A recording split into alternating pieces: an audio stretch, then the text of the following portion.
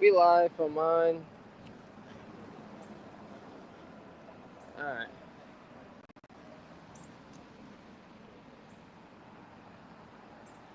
Kevin, we good. We live. Open this up. All right. Shalom, shalom. We are the Hebrew Israelites. We come week in and week out to prophesy the downfall of this wicked and sinful kingdom. All right. Babylon, spiritually known as Sodom and Egypt, Rome 2.0, and Nineveh. But without further ado, we'd like to give all praises, honor, and glory to our Heavenly Father and His only begotten Son, Yahweh, Ba'ashem, Yahushua, Ba'ashur, Kakadash, and the double honors to our beloved apostles of Great Millstone for teaching us the 100% truth according to doctrine, the true leaders of the nation of Israel, and peace, love, and salutations to the elect. All right. And now we're going to open up with Proverbs chapter 3, verse 5. Trust in the Lord with all thine heart and lean not unto thine own understanding. Right, it says trust in the Lord with all thine heart, right, and lean not to thy own understanding. So trust in the Lord, who the word Hebrew calls God and Jesus Christ, whose name is Yahweh, which means he exists, Bahashem in the name Yahweh Shah, which means he saves, he delivers. It says trust in the Lord, Yahweh Bahashem Yahweh Shah, but it says, and lean not unto thine own understanding. Right, it says that, and lean not into thy own understanding. Yeah, because it does say trust in the Lord with all thine heart, right? And that word heart goes into the Hebrew word lav, meaning your mind. It says what, and lean not into thy own understanding. And why is that? If inquiring minds want to know, Jeremiah 17:9. The heart is deceitful above all things and desperately wicked. Who can know it? Why? Because your heart, aka your mind, it appeals into this corruptible flesh, which means it's after the pleasures of this world. All right.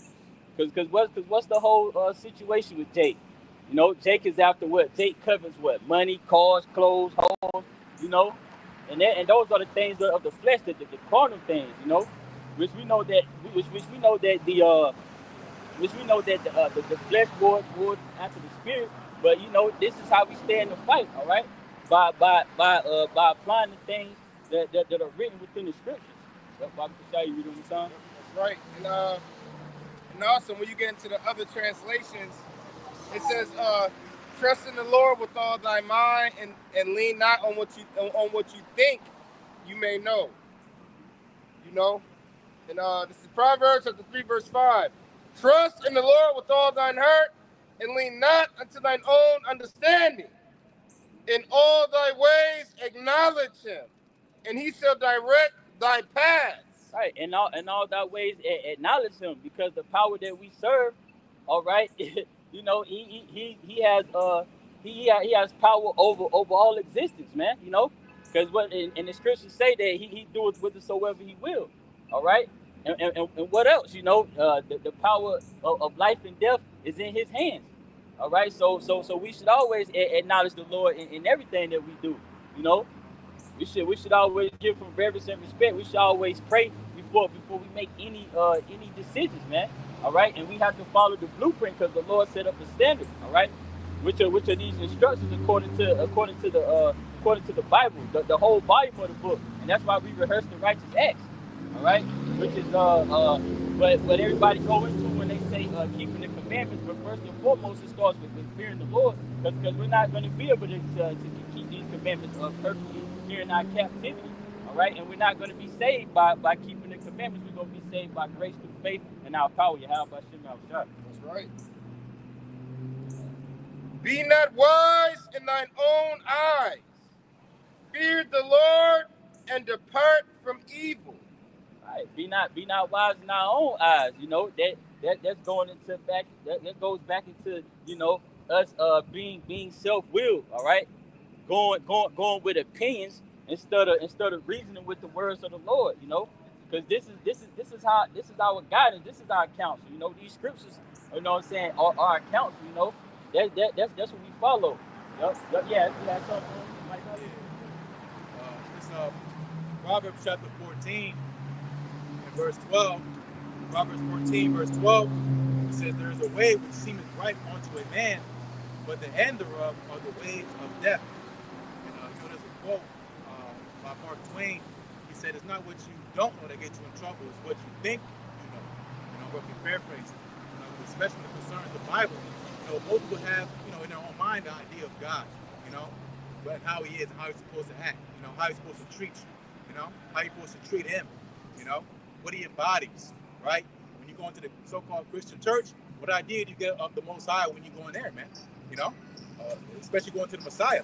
First off, they give you the wrong name and give you the wrong look, man. Image is everything, man. Image is tied to reputation. Same with a name. So you calling on the wrong name and you're giving the wrong reputation of the Most High and His own begotten Son. Well, that's where you're messing up at, man. And again, going to you thinking that you're going in the right way. You serving God how you are supposed to think. So you serve God, man. It's all about prosperity. Being self-good, about feel good. Come as you are. You don't got to clean yourself up. You do what you do. Come, have it any way you want to. No, you can't, man. Because you're going to the ancient way, how we're supposed to serve the Lord, especially concerning the high priest. How you go to worship the Lord, you got to clean yourself, man. You don't just walk in the temple with dirty ass feet. Right? You're supposed to change your clothes. You're supposed to wash yourself. You got to wear a certain attire. You got to clean your feet. You know what I'm saying? And even from what you do from the day before. Yeah, exactly. You got to be stained for something. You gotta not have sex. You gotta not touch certain things. Like the brother said, you gotta bathe yourself, wash your feet, bathe yourself, have certain raiment. You gotta abstain from certain things. You can't have sex. You can't have sex like a day before. Like it's rules to it, No, you good. Here's that quote though. I didn't want to misquote it. It's a quote from Mark Twain. It says, "It ain't what you don't know that gets you in trouble. It's what you know for sure that just ain't so." Going to opinions. Going to your opinion. How's that goes in the pocket for? Vain opinion. Grab it real quick. Again, you have an opinion according to your thoughts of how God is and how the earth is supposed to be. Got it? Get it. This is the book of Sirach, chapter 3, and verse 24. For many are deceived by their own vain opinion, and in evil suspicion have overthrown their judgment. So again, vain opinion, meaning it has no weight to it. Again, concerning the ways of Yahweh Shai, you guys out here ain't studying, man. You don't go into the scriptures through the spirit as we do. As the apostle always say, y'all had to step y'all game up because of what we were doing on highways and byways, man. We got this is what we do, man. We live out the words of Yahweh Shai. We take you through his instructions. That's our profession. And you know where it comes from? It comes from fear. Y'all do it for envy and strife because y'all niggas want to be right. So make yourself look like somebody. We do it because we fear Yahweh Shai, man. And that's the whole basis of why we serve him. We fear and tremble because we know his ways, man. And he's going to use the earth for those that have been playing around, man. Yep, and going back to their vain opinions, 2/3 don't got nothing but opinions. They'll get on the internet all day and speak how they feel. They don't even come with facts. They come with how they feel. They come with their opinions. You see, we don't go based off of our feelings or our opinions. We go based off what's written. We go into the scriptures. We're not gonna sit here and argue with you with our own thoughts and our own opinions and our own feelings. We go to the scriptures and hit you with the script. Because that's what you're supposed to go by. You're not supposed to go by your empty opinions and your empty feelings and emotions. And that's what a lot of 2/3 Jakes is doing, especially these women and even men. And there's even some men in other Israelite camps that be going based on opinion and feelings and emotions. But this is the precept right quick. You have some? You got it. Yeah. This is the book of Isaiah, chapter 8, and verse 20. To the law and to the testimony, if they speak not according to this word, it is because there is no light in them. Yep. Go ahead. Go into it again. This is the book of Isaiah, chapter 8, and verse 20, and it reads, to the law and to the testimony, if they speak not according to this word, it is because there is no light in them. Right, it's because there's no light in them. Was that light is in reference of wisdom, man, and also that light is in representation of our Lord and Savior Yahweh Shai, which means Yahweh Shai is not dwelling with you. If you're not speaking according to these prophecies, Yep. You know, according to these prophecies, according to these scriptures, according to the words of the Heavenly Father and His Son, which is the book of life. And these people not speaking according to that. They like we going into, they speaking into vain opinions and emotions and feelings instead of the scriptures and the words of this prophecy. Because they have no light in them. This is Job chapter 28, verse 28. And unto man he said, behold, the fear of the Lord, that is wisdom, and to depart from evil is understanding. Right. It said the fear of the Lord, that is wisdom. All right. But if you speaking on wisdom, you know, it first starts with the fear. That's the foundation. All right. The root of wisdom is to fear the Lord. All right. Which that word fear goes into to reverence. All right. And you know, to have like a deep level of respect. Okay. And also it goes into being obedient. Mm-hmm. All right. So that comes with submission. That's right. Yep. Read it one time. We'll read it again. Job chapter 28, verse 28. And unto man he said, behold, the fear of the Lord, that is wisdom. Right, and where's wisdom found? All right, wisdom is found out here on the highways and hedges, man. As it says, what the scripture goes into, wisdom cried out in the streets. All right, and that first starts with our apostles and elders of great millstone. All right, it starts with you receive wisdom from the prophets.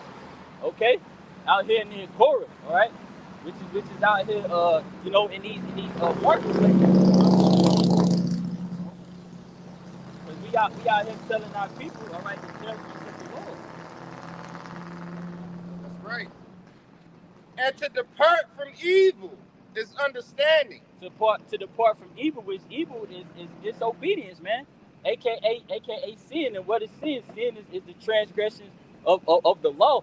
You know, as I spoke on earlier, you know, that we're not going to be able to keep the laws perfectly, but you're supposed to be rehearsing the righteous acts. The law is like a schoolmaster, you know.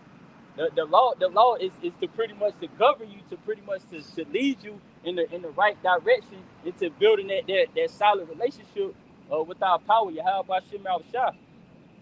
No, right. Speaking to it, because when the scripture begins, it says, and unto man, this is speaking on the Israelite man, okay? Because these words are for the Israelite man, which are you so-called Negroes, Latinos, and Native Americans according to the seed line of his father. Now, you got my yep. That's right. And back to Proverbs chapter 3, verse, you go start at verse 7. Be not wise in thine own eyes. Fear the Lord and depart from evil. Right, fear the Lord and depart from evil. You know what I'm saying? Once again, you know, that means to abstain from all appearances of evil, man. Right. All the things that are not pleasing to our power, you know, because the Lord's wrath is kindled against our people, you know. Because what due to their wicked ways and their influences and the things that they have been doing upon the earth, you know, because there's a certain way that we're supposed to conduct ourselves. And when you come back and see these scriptures, it shows you the do's and don'ts, because we don't supposed to eat pork, shrimp, crab, lobster, shellfish, catfish. You know, when you eat fish, you're supposed to eat fish that have fins and scales. You don't supposed to mar your beard. You don't supposed to have a bald head. You don't supposed to get tattoos. You don't supposed to be smoking. The women of our nation don't supposed to be harlots. You know what I'm saying? Men don't supposed to lie with men. Women don't supposed to lie with women, you know, which goes into that sodomy, you know. Isn't that the same reason that the Lord brought fire and brimstone? And what the future prophecy, the Lord gonna melt our people along with these heathens, man, which is via thermonuclear destruction, man. You know, that fire is coming, man. Right. You know, because these law, statutes, and commandments in the words of this book preserves us. You know, and like the scripture go get into it. It prolongs our life. It preserves us. It saves us from certain situations.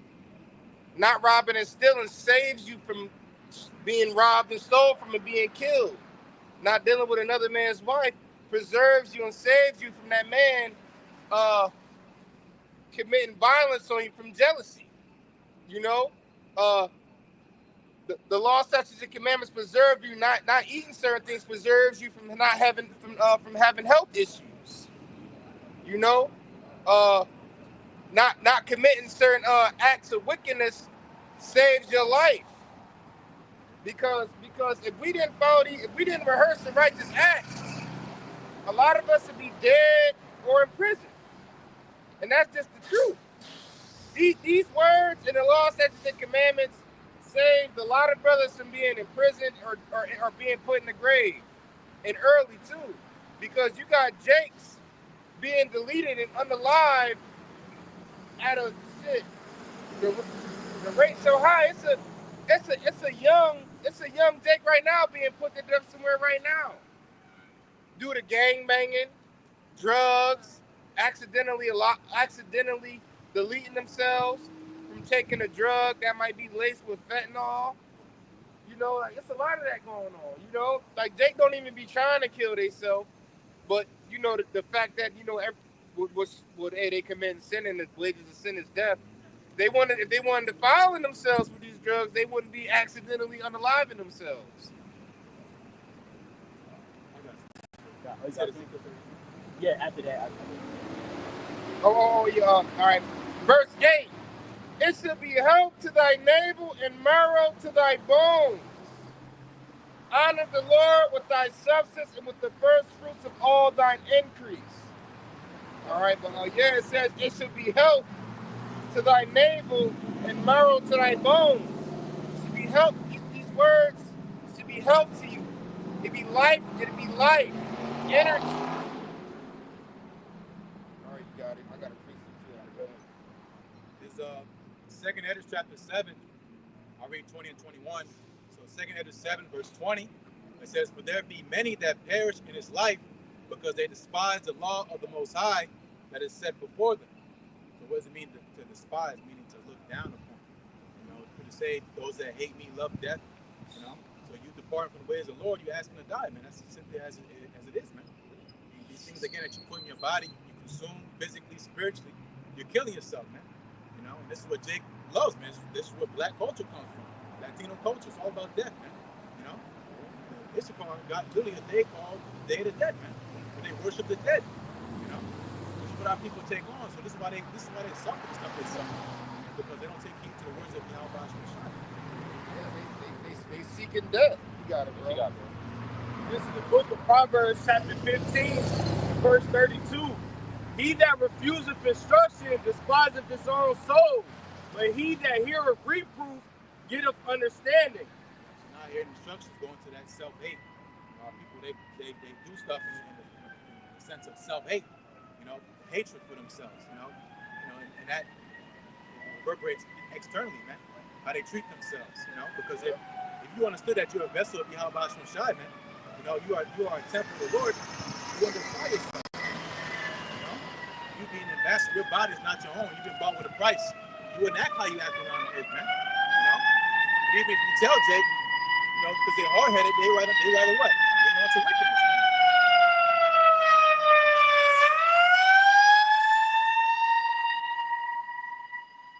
If you listen to somebody, you know, you get instructions from somebody how to roll a blunt. You know what I'm saying? Where you get the instructions from? You get that from a nigga that know how to roll a blunt, man.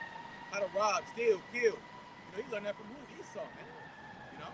These niggas will take instruction from Lil Durk, or NBA Youngboy, or who else some niggas these niggas love nowadays, man. You know these King Von. Yeah, King Von, Lil who? Lil Jeff. Yeah, Lil Jeff.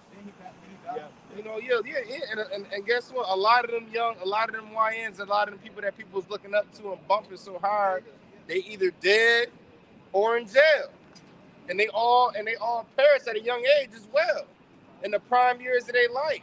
Right. That's a curse. That's a curse. You die before your time, man. That's a curse, man. Long before your time. You died in your 20s. You really ain't even began. You just started. You know, really living life. You know? Oh, okay. It's 2nd Edwards chapter 7, verse 21. For the Most High hath given straight commandment to such as come, what they should do to live, even as they came, and what they should observe to avoid punishment. So straight commandment meaning there ain't no debating. You know what I'm saying? We can negotiate. No, man. The straight command means this is what you're gonna do. You do it or you don't. You know, and how you should live your life according to the word of Yahweh Shai, so that you can avoid punishment. You know, but that's why you read Deuteronomy 20th chapter, verse 15 on down. That's the punishment, man. You know, and that's what Jake lived every day, day in, day out. You know, as a sign and a curse and a reproach for you to turn back to your power, man. But Jake said we're gonna keep going deeper. You know, how much more wicked can you get, man? Jake is just going deeper and deeper into wickedness, man. And so that's why the Lord will send nukes, man. Yeah. And shit, all these ambulances and stuff possibly going to a Jake that hasn't followed instruction, that didn't regard the words of the Lord. This is Proverbs chapter 4, verse 13. Take fast hold of instruction. Let her not go. Keep her, for she is thy life. Take fast hold of instruction. Let her not go. Keep her. Harley's he was talking about. Yeah. Take fast hold of instruction. Let her not go. Keep her, for she is thy light. All right, and what's the instruction? The instruction is the words of the Heavenly Father and His Son. The instruction is the words of this book. The instruction is the words of prophecy. And it says, let her not go. Keep her, for she is thy life. And that's why the scripture says, hold on, let no man take thy crown. Hold fast, which thou hast. You're supposed to hold on to it tight. Hold on to this knowledge tight. Hold on to your faith and hope tight. Because it's a gift. And everybody don't have the gift of faith. Everybody don't have the gift of hope. Everybody don't have the gift of being able to receive this truth. Everybody don't have the gift of having eyes to see and ears to hear. It's a lot going on in this world. It's a lot. Back to back. If you watching, it's a lot. Like it's like how could it's so crazy in these days. It's like how can you not see what's happening? It's like how? It's like it's literally right there. We watching the words of this book come to life right before our eyes. Literally. Like it's not even like the things we speaking are not even far-fetched. Like I could understand maybe 10 years ago, 15 years ago, 20 years ago, some people might not being able to see it or understand it, but now it's like, bruh, it's like this shit is right in your face. It's on your social media, it's on the news, it's in your face when you're walking down the street, you know. But we supposed to hold fast of instruction and not let this word go, because these words is what's gonna preserve us and make us endure until the end, so we can be saved. But I got a precept for you right here. This is Psalms chapter 118, verse 8. It is better to trust in the Lord than to put confidence in man. The scriptures say that the help of man is vain, you know, which is unprofitable. You can read down verse. You can read verse 9 here. Verse 8. It is better to trust in the Lord than to put confidence in man. It is better to trust in the Lord than to put confidence in princes. Right. It's better to trust in the Lord than to put confidence, aka faith, in princes, man. And who are the princes, man? Your presidents, your governors, your senators. All right, your prime ministers. You know, these elite banking families. All right, which is the chief tribe of Edom, which is these kites, these 1948ers. You know, that's right. Amalek. It's better to trust in the Lord, because what man is nothing but earth and ashes. You know, as the scripture that we always bring out in Ecclesiastes, you know, man knoweth not his time. All right, because you know, in the book of Psalms, you know, the issues of life and death belong to our power. You have about you know. So who are you to put your faith in? You know. That's right. This is Isaiah chapter 30. Woe to the rebellious children, saith the Lord, that take counsel, but not of me, Right. It says woe. It says woe to the rebellious children. That's 2/3 of the nation of Israel. All right. The so-called Negroes, Latinos, and Native Americans. It says woe to the woe to the rebellious children. Right. Yep. Woe to the yep. Shall you read it? You read it one more time? Woe to the rebellious children, saith the Lord, that take counsel, but not of my spirit, that they may add sin to sin. Right. They take counsel, but not of my spirit. And that word counsel goes back into instruction. All right. Advice. It goes into admonishment. Pretty much. Because what during this time, what our people, you know, they had came up with plans, okay, to link up with the heathens, all right. But that I want to say, during the history goes back to Judah, you know. Judah was trying to link up with the Egyptians, all right. Yep. And even now, Judah trying to link up with Esau, Edom, and these other nations. It won't work because it's not of the Lord. Verse 2, that walk to go down into Egypt. Right. Right, you got it. Yeah, it says the walk to go down into Egypt, and what Egypt was what south. It was just south of Israel. It wasn't a long distance, all right, from the land masses of Israel. Okay. Yeah, it says walk to go down to Egypt, because we still in spiritual Egypt today, pursuing the book of Revelations, the 11th chapter. So the book of Revelation, the 11th chapter says what? It says the dead bodies, all right, that lie in the streets of spiritual Sodom and Egypt. But this is spiritual Sodom and Egypt, because Egypt goes into bondage, all right. It goes into to devil's straits. Right. To strengthen themselves in the strength of Pharaoh, and to trust in the shadow of Egypt. Right. Yep. It said what? To strengthen themselves. To strengthen themselves in the strength of Pharaoh, and to trust in the shadow of Egypt. Right. Strengthen themselves in Pharaoh. Once again, that goes into them, trying to make an alliance, all right, with these heathens, with the Egyptians, not understanding that the Lord had set up those Assyrians to be that whipping stick, And even now, with the when Biden opened the borders, that was a lot of South America, Central America, Mexico, and even parts of people from Africa.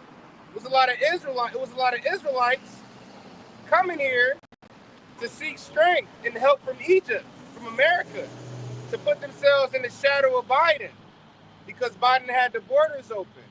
So people was coming here trying to build a new life and thinking of America, Mystery Babylon the Great, also known as Egypt, was their salvation and their help fleeing from their own countries.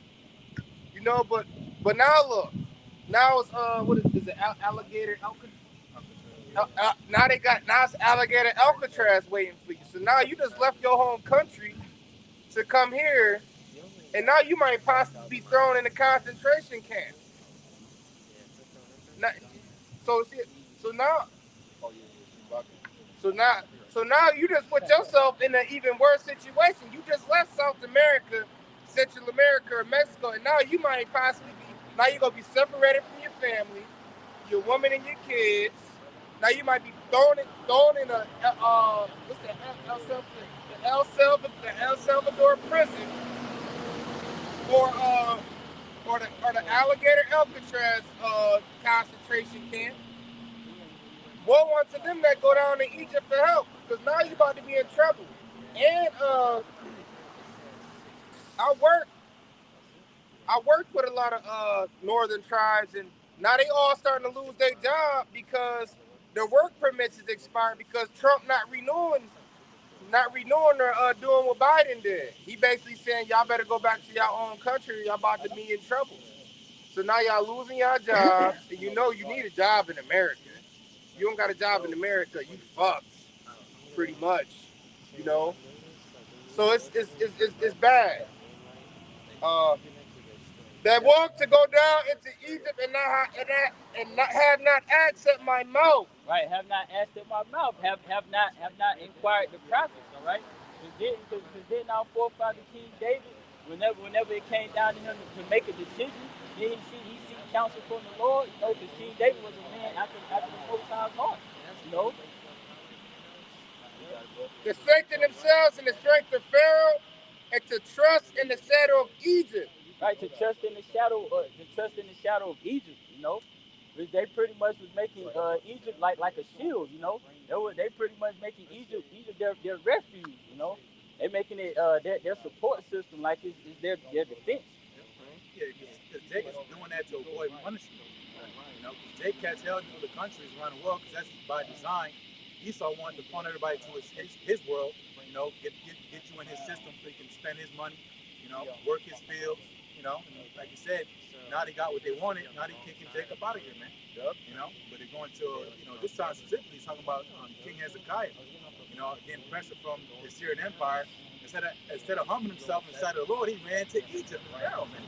You know, so Jake always went into Egypt for a political backing, you know, to get help and aid, you know, and all that does is bring confusion, man. Foreign gods, you know, all type of strange laws and customs. If I make women to your point, that's what it's really going to add things to this. Because they going after their power, you know what I'm saying? Pretty much like you said, goes back into, you know, serving, worshiping another God. Therefore shall the strength of Pharaoh be your shame, and the trust in the shadow of Egypt your confusion. Right, and the trust in the shadow of Egypt, your confusion, man, because you seeking after the ways of these heathens, all right, and their power, thinking that you know that you're going to pretty much prevail, you know, you're pretty much going to be successful, all right, but you're not, you know what I'm saying? These things are to your failure, you know, like the brother was saying. That's why, you know what I'm saying, that confusion, man. Right? And I'm gonna jump down to verse 9. That this is a rebellious people, lying children that will not hear the law of the Lord. All right. It says that this is a rebellious people, lying children that will not hear the law of the Lord. All right. And what does the script say about the nation of Israel? It's a rebellious people, a stiff-necked people, a hard-hearted people. And hard-hearted, what's that? Hard-headed, hard-minded, stiff-necked people, stubborn. Our people are hard-headed. Our people are stubborn. All right, and our people are rebellious. Verse 10, which say to the seers, see not, and to the prophets, prophesy not unto us right things, speak unto us smooth things, prophesy deceits. Wait, you want to get that? All right, verse 10 again. What said to the seers, see not, and to the prophets, prophesy not unto us right things, speak unto us smooth things, prophesy deceits. So they don't want us to be serious, all right? They don't want us to see the wickedness going on in the world. They don't want us to see the evil times getting ready to take place. They don't want us to see the prophecies that's getting ready to come to pass. They don't want us to talk about Jacob's trouble. They don't want us to talk about the MOTB being mandated. They don't want us to talk about the famines, the food shortages coming. They don't want us to talk about the pestilences and the viruses and diseases that's coming, that's already here. You know, they don't want us to talk about the lockdowns and the next global pandemic. They don't want us to talk about the Lord returning and the slain of the Lord shall be many. They don't want us to talk about that. They don't want us to see. And to the prophets, prophesy not unto us right things, speak unto us smooth things, prophesy deceits. They don't want us to come in the spirit of the Lord. They want us to come with the prosperity doctrine and everything gonna be all right and God loves everybody and that you can live your way the way you want to live it. They don't want us to prophesy. They don't want us to speak the words of prophecy that only a remnant of the nation of Israel will receive salvation. They don't want us to teach it. They want us to teach everybody go be saved. But that's not the case. Because like the scripture says, the slain of the Lord shall be many, and many shall bow down to the slaughter. People don't want to hear that. And they don't bring out those precepts in churches. And the Lord is about balance.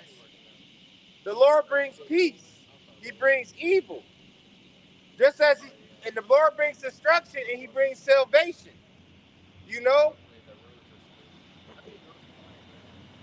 They were saying that because they're guilty. You know, it's like at school, you know, when we had homework done, you did the homework, but everybody in the class ain't school and they don't want you to say nothing. The teacher might have forgot, you know? But they don't say nothing. He forgot we did the homework. He thought you got off on something, you know? Because again, you ain't do what you were supposed to do, man. You know? And you're gonna get mad to did the homework when you ain't do the homework, man. You know? And again, that's how it is now, man. You got the righteous, us, you know, spin our nails on down for decades, trying to walk the straight and narrow path. You know, of course we want destruction to come, man. This place is wicked, man. But they don't want that to happen because they want to live and continue to be evil on this earth, man. You know? Because again, Jake's guilty, man. They join that. What to say? They join it hand in hand, man. That covenant, and that covenant gonna be sealed with that chip, man. They gonna marry to the devil, man. Or we getting married to the Lamb, man. Yep. And he said that covenant is gonna be made with that chip. And when you get into those words, charagma and stigma, it means to show recognition of ownership and to be branded. So when these people go receive the MOTB, they're making a covenant and in an alliance, stating and letting it be known Esau Edom is their God and their power, whether they want to believe it or not. So if they make that decision to go, they receive that mark, you being branded, you being stamped. Now you property. Now you property of Esau Edom. And you did it willingly. Because at the end of the day, you got a choice. You know, some people say I had no choice, like during the time of the C-19 pandemic. People was getting the potion injections, you know, and because they said I had no choice, I was gonna lose my job. But you did have a choice. You could have went and got another job, or you could have struggled for a little. It's a choice. You get what I'm saying? Because wasn't no gun put up to their head and say you go. And even if it was, it's still a choice. You gonna die or you gonna take this. So there's a choice always. You might not like the choices, but there's always a choice, and there's always a path you gonna take. You gonna go right or you gonna go left. This is Isaiah chapter 31. Woe to them that go down to Egypt for help. Right, destruction. Woe goes into destruction. You gotta go. And stay on horses and trust in chariots, because they are many.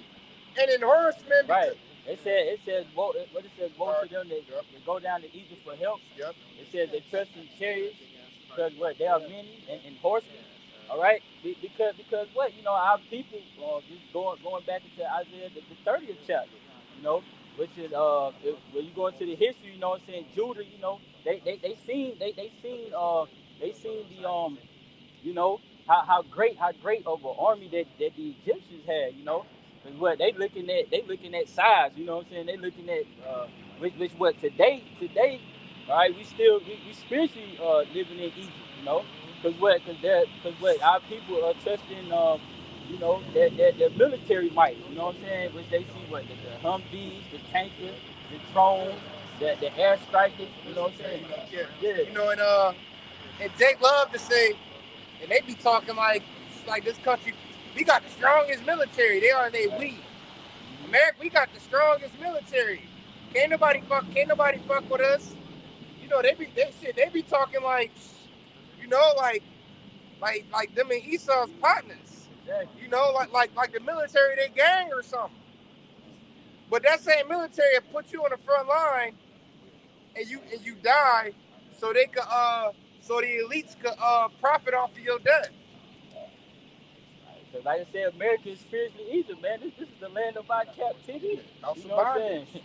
We under the hands of our enemies, man. You know, so-called white man is not your friend, man. You know, the devil that the Bible speaks of. But yeah, you got it, brother. Yeah, that's right. We in captivity.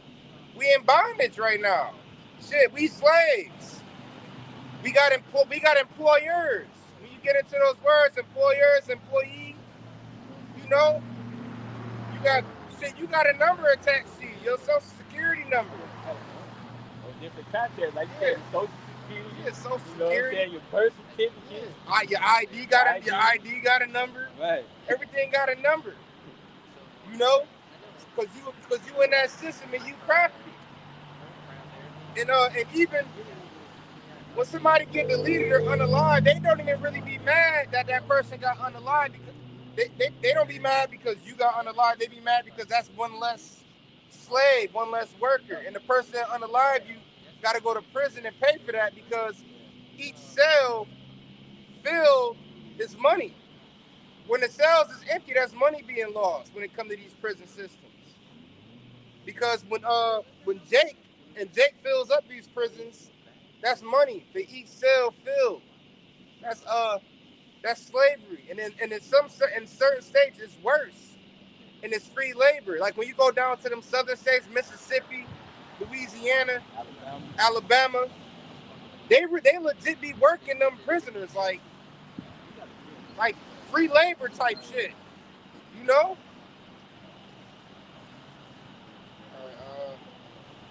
But they look not unto the Holy One of Israel, neither seek the Lord. Right, but they look not to the Holy One of Israel, neither seek the Lord, which is they don't look towards the how about you outside. Why? You know, because you know they feel like they feel like Egypt, all right, spiritual Egypt. They feel like that what they have all the resources, just like in the ancient times, what our people were seeking what? Oh, they wanted to go back to Egypt for what? The garlic, the onion, the leeks. You know what I'm saying? But they had honey shit. Even when you go to the history, they had beer. You know what I'm saying? It's nothing new under the sun. They had you know? drink, Yeah. probably drugs too, more than likely. You know, Yeah, most likely. Smoking and all that ain't nothing new. Hallucinogens. Right. But what does the scriptures say, man? The scriptures goes into Egypt being a broken staff, man. This is a broken system, man. This place is at a more it has a more it's morally decaying, man. You know what I'm saying? Actually, the infrastructure is decaying. You know, the economy all jacked up. You know, they people having a hard time getting jobs. You know, and the people that do have jobs, you know what I'm saying? The wages is not covering their bills.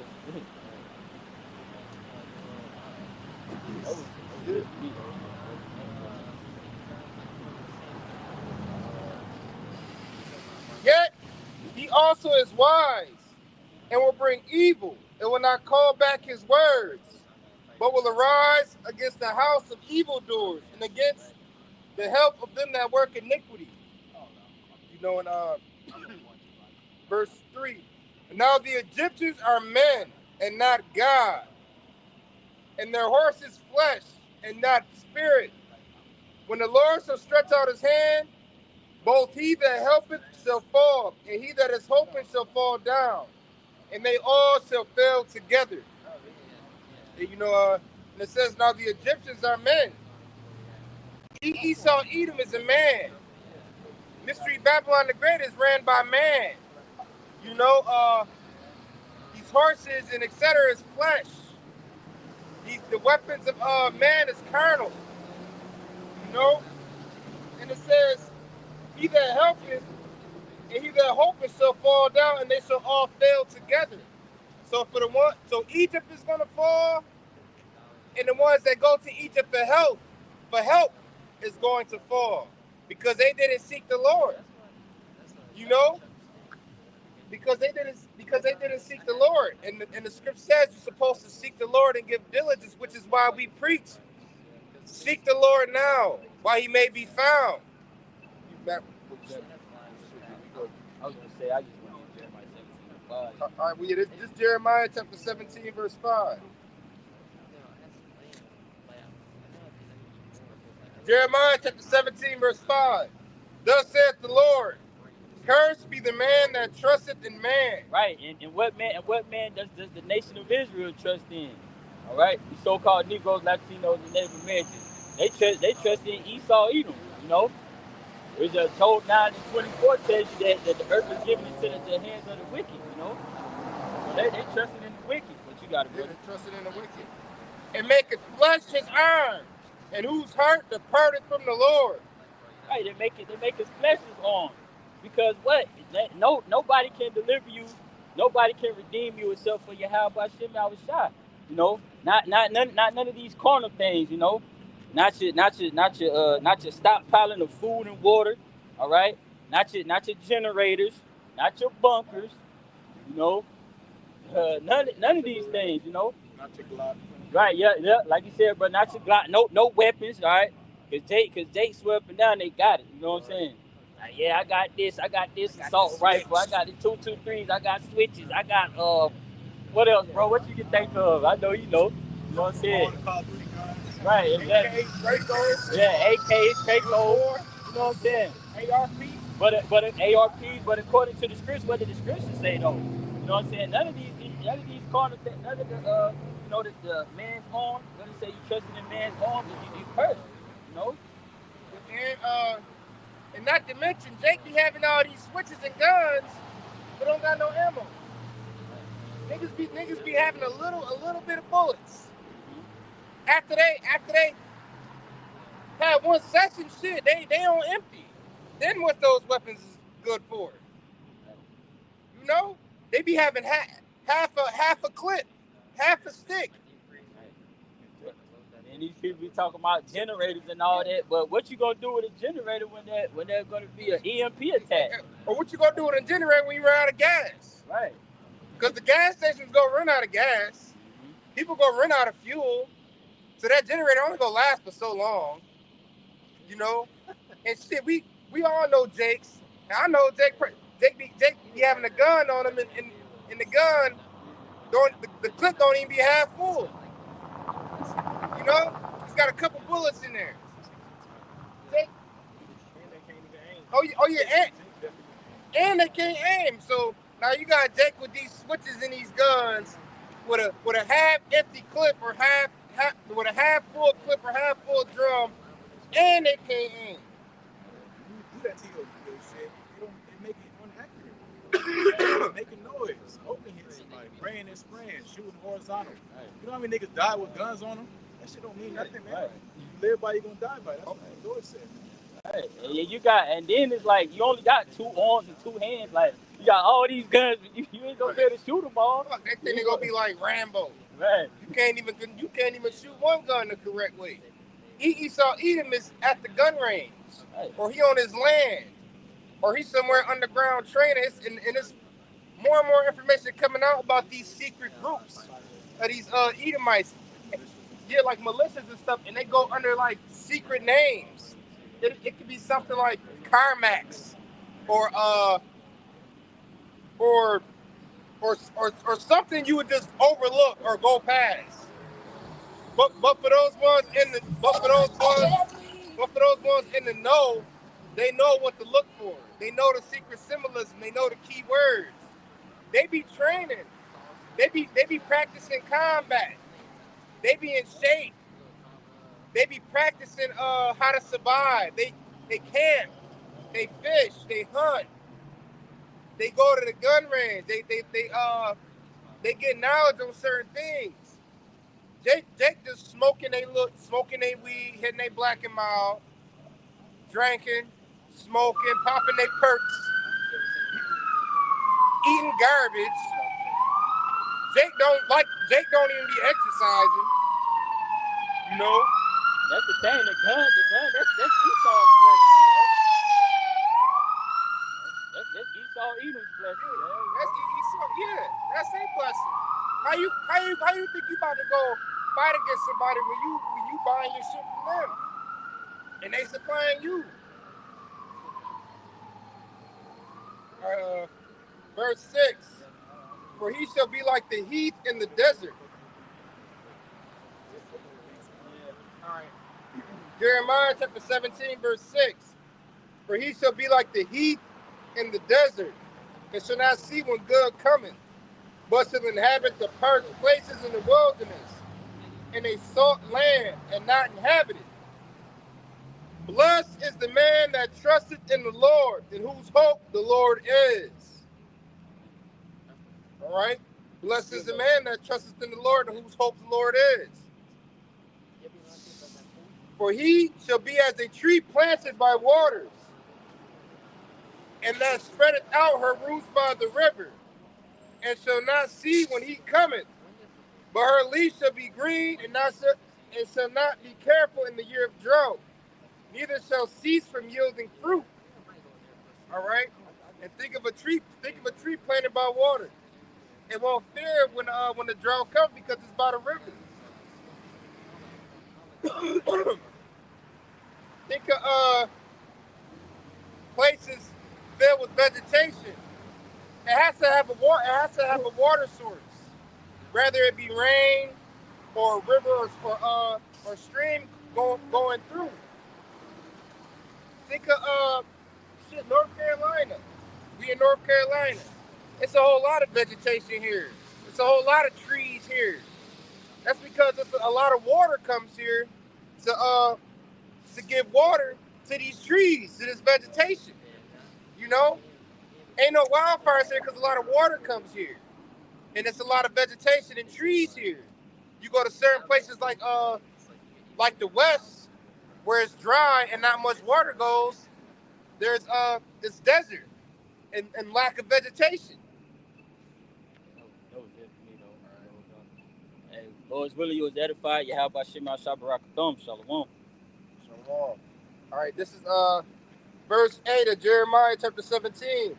The heart is deceitful above all things and desperately wicked. Who can know it? All right, and it says the mind is deceitful above all things and desperate. Who can know it? And you know, and the thing is, a lot of the people in this world, they lean. Going back to what we was going into earlier, these people lean into their own understanding. You know, they lean onto their mind instead of leaning onto the Lord. We don't lean onto ourselves. You know, and you even hear Jake say, "I believe in myself. I trust." We've all probably heard that. I believe in myself. I trust in myself. But at the end of the day, we worms. We ain't shit. You know, we need the Lord. All right, we need salvation. We need protection. We need mercy and compassion. And Jake could be in a low state and living in poverty and still say some shit like, "I believe in myself." Well, if you believe in yourself, why is you in the position you in? Why won't you put yourself out of that position if you believe in yourself and you got so much power? Because if Jake had the power, we wouldn't be struggling. We wouldn't be living check to check. We wouldn't be living in the ghettos and the projects, or having to go to Esau Edom for food stamps, or this, that, and the third. You know, Jake could be living their best life if it was up to them and they had the power. But you see, the mind is deceitful above all things, which is why we're not supposed to lean onto ourselves, because the mind is a dangerous place. The mind is a dangerous place. And you've even seen some of these bug outs. They try to get too deep because they're leaning onto their own selves, and they're deceiving themselves. Because now you got these crazy ass doctrines coming out. Now you got people spewing crazy things about the scriptures because they leaning onto their own understanding. They leaning into their mind.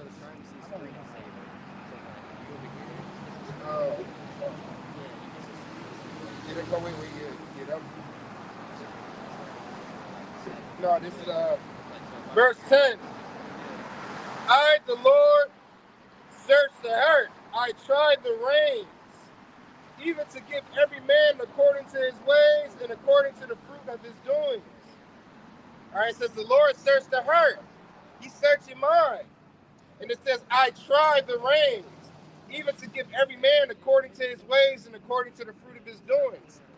And that goes into recompense too, as well. Your reward. And everybody got a reward. The wicked got a reward. And their reward go be pain and suffering and death. The righteous got a reward. And their reward go be mercy and compassion and salvation. You know, everybody gets the reward. Everybody go get the wage. Just like the wages of sin is death, the wages of righteousness is life and immortality and eternal life. That was it. That was it for that. No, that was it on that one. It's John chapter 6 and verse 63. John 6 and 63. It is the spirit that quickeneth. The flesh profiteth nothing. The words that I speak unto you, they are spirit and they are life. So, going to the spirit that quickeneth, the spirit of Yahweh Shai, meaning the spirit of the Lord makes a lot. As the Lord quoted in Deuteronomy about man shall not live off bread alone, but off of the words that preceded, all the words that preceded by the mouth of Yahweh Shai, man. So again, going to how we wage war, we say we wrestle not against flesh and blood. The weapons of our warfare are not carnal. Again, you taking on carnal means to fight a carnal battle against a carnal man. The carnal king being Esau, you're gonna lose, man. Because again, you can't rage a war you can't afford. This ain't Call of Duty where you can just pop up with a loadout. Motherfucker got 500 bullets, and sliding and jumping over walls. How heavy 500 bullets is, man. Grenades and all type of loadouts and stuff, secondary weapons. Motherfucker got 3 guns on them, and all type of extra shit. Thinking that's how wars run, man. It's not, man. And then again, the physical aspect of it, fatigue. You ain't gonna be running, sliding, jumping over shit like it's a video game in real life, man. Right. They can't even run from this corner to that corner without damn near passing out. They can't even run the block without damn near passing out and being done for the day or the week. So to think you gonna be and shooting guns also actually takes energy out of you. If you've been to the gun range, you feel the vibrations. You'll feel it in your shoulder. You'll feel it in your arm. You might feel it for a couple days. And going to again raging that war, because you read earlier about us being planted by water. A tree being planted by the water, meaning again the resources, man. The spirit is infinite. You can tap in forever, man. We're talking about eternal life. Okay, the words of Yahweh, the living words of our power. You don't run out of food. You don't run out of bullets. You run out of time, man. But you can never run out of the spirit of Yahweh, man. Again, you go into real war. Your loadout should be based on your logistics, man. If you can't reload your shit, you probably shouldn't shoot it, man. You probably shouldn't be shooting that bitch. That's a last case scenario. But again, like talking about Jake riding around with that shit. So what? You know what I'm saying? You just gonna die strapped. Niggas die strapped all the time, man. It don't matter, man. Because again, it's a deeper level to what's happening on the earth, man. You just being calm, you gotta be spiritual, man. Right. You gotta be right hand spiritual. There's left hand spiritual, man. But again, we're talking about tapping into Yahweh Shai. That's how we're gonna live, man. Not by trying to feed yourself and jump through the dumb shit on earth that take you. Yeah, that's right. Because at the end of the day, you're gonna need as much mercy and compassion as you could possibly receive from the Lord. The Lord will direct your paths. The Lord will put the spirit on you to go this way because death is the opposite way. The Lord is going to put the spirit on somebody or a raven to feed you or help you in time of need. And just like with the story of Elijah and with the raven. You do research on the raven is one of the most intelligent birds on the planet. It also has memories and lives for a certain amount of years. You know, this is the precept. Hebrews chapter 4 verse 12. For the word of Yahweh is quick and powerful and sharper than any two-edged sword, piercing even to the dividing asunder of soul and spirit, and of the joints and marrow, and is a discerner of the thoughts and intents of the heart. You know, That's the weapon we use, man. yeah. You know, again, an eternal weapon, man. A spiritual weapon. Spiritual weapons are way worse than carnal weapons. Let's go just talk about a spirit of man can bear his infirmities, but a wounded spirit, who can bear it, man? You know, low morale. You think about morale. Again, you talk about war. You know, you going out there and you know what I'm saying, you're gonna get handled. You know what I'm saying? You're gonna get handled, man. That's low morale. That's why you go to the law. If a man just married a woman, you know, a wife, you know, certain other things, you know, got some new land, which y'all should have brought it back. You know, if you're making excuses, you know, there's a fine line, you know, but that's in the law, man, so that you don't bring that energy to the army, man. You know what I'm saying? Because that's contagious. You know? Yeah. Because now you got the man next to you on fire and ready to get active, and then you got the man next to you thinking about the crib. He thinking about his woman. You know, his head ain't in the game. You know, which is why, you know,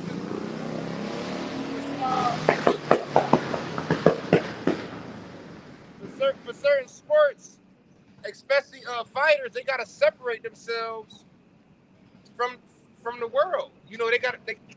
Oh damn, it went out. I've been doing that before. Well, you told me.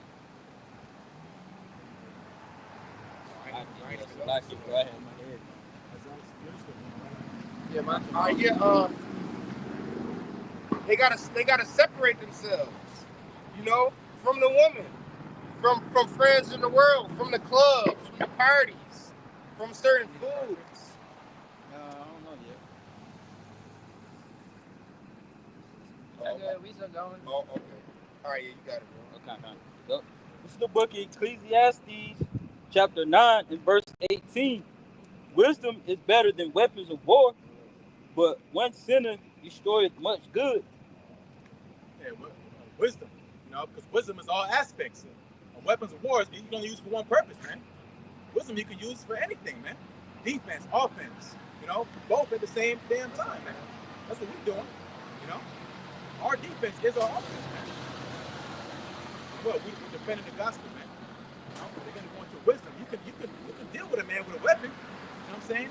So one guy with one gun, we'll find a way to get around that, man. Get a better vantage point.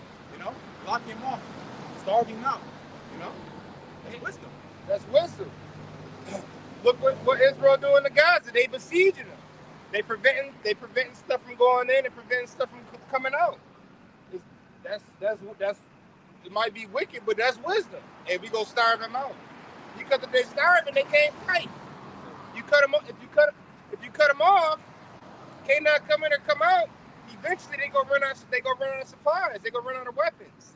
Poison their water supply. They poison their water supply.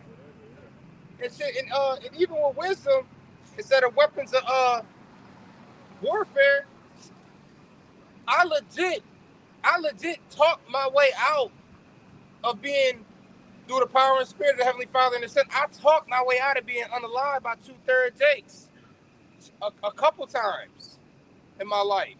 You know, sometimes Jake be on the liquor, or Jake be strapped, or Jake just be looking for trouble.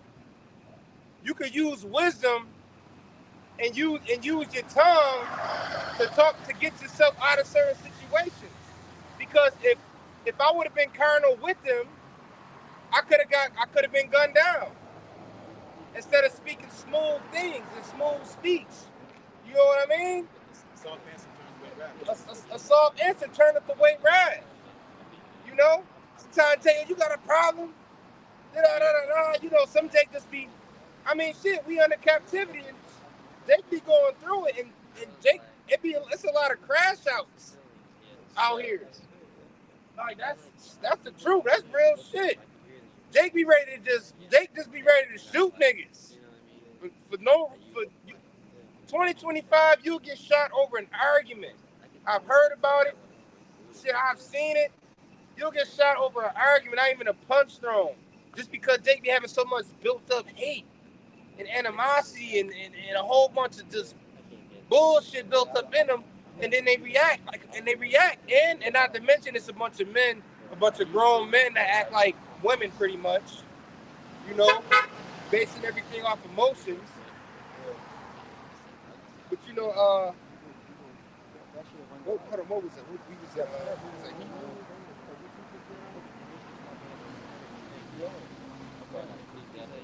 he brought it clear. Oh yeah, wisdom. Yeah, wisdom is better than Yep, wisdom weapons. is better than weapons of war. Yep. Yeah, wisdom is better than weapons of war. You know, it's like using wisdom. Hey, I'm not gonna go that way. I go that way, shit might go down. You know, I'm not gonna go out today because there's gonna be a lot of people out today celebrating paganism. And you know what comes with that. You know, you got precept. Yeah, I got one for you, bro. Just to your point, like you were saying, like how Jake, you know what I'm saying, be full of, fury. Jake be mad out here. But you mad at the world. You catch somebody else ass whooping. You know, somebody else bullet. Or they didn't act that out on you because they mad at the old lady. Or they mad at the nigga down the block. You know, that you know, y'all get what I'm saying. That shit happened, man. They be emotional too, man. Yeah. They got his mama voice for his. They get offended by everything. Yeah, everything. That it's the book of Isaiah, chapter 51 and verse 20. It says, "Thy sons have fainted, thy light at the head of all the streets, as a wild bull in the net. They are full of the fury of the Lord, the rebuke of thy power." Yep. They full of fury. You know? And hold on, wait, read that again. That sounds that fit. Like, I read it from the top. This the book of Isaiah 51 and verse 20. "Thy sons have fainted, they lie at the head of all the streets, as a wild bull in a net. They are full of the fury of the Lord, the rebuke of thy power." Yeah, man. A lot of these people full of fury, full of rage. You know? But you see, us in this truth, we said the man in this truth, we've experienced every emotion you could think of. Stress, depression, anxiety, sadness, you know? We just get being scared. Because for one, we fear the Lord, so you know we don't want certain things to happen. We don't want to receive death by nuclear destruction. We don't want to die by the famine. We don't want to die by pestilence. We don't want to die by the sword. You know what I mean? We don't want to experience certain things, pains and sufferings. But you see, we tap into the Lord because the Lord is our power. You know, and matter of fact, I'm gonna get that. Because the Lord.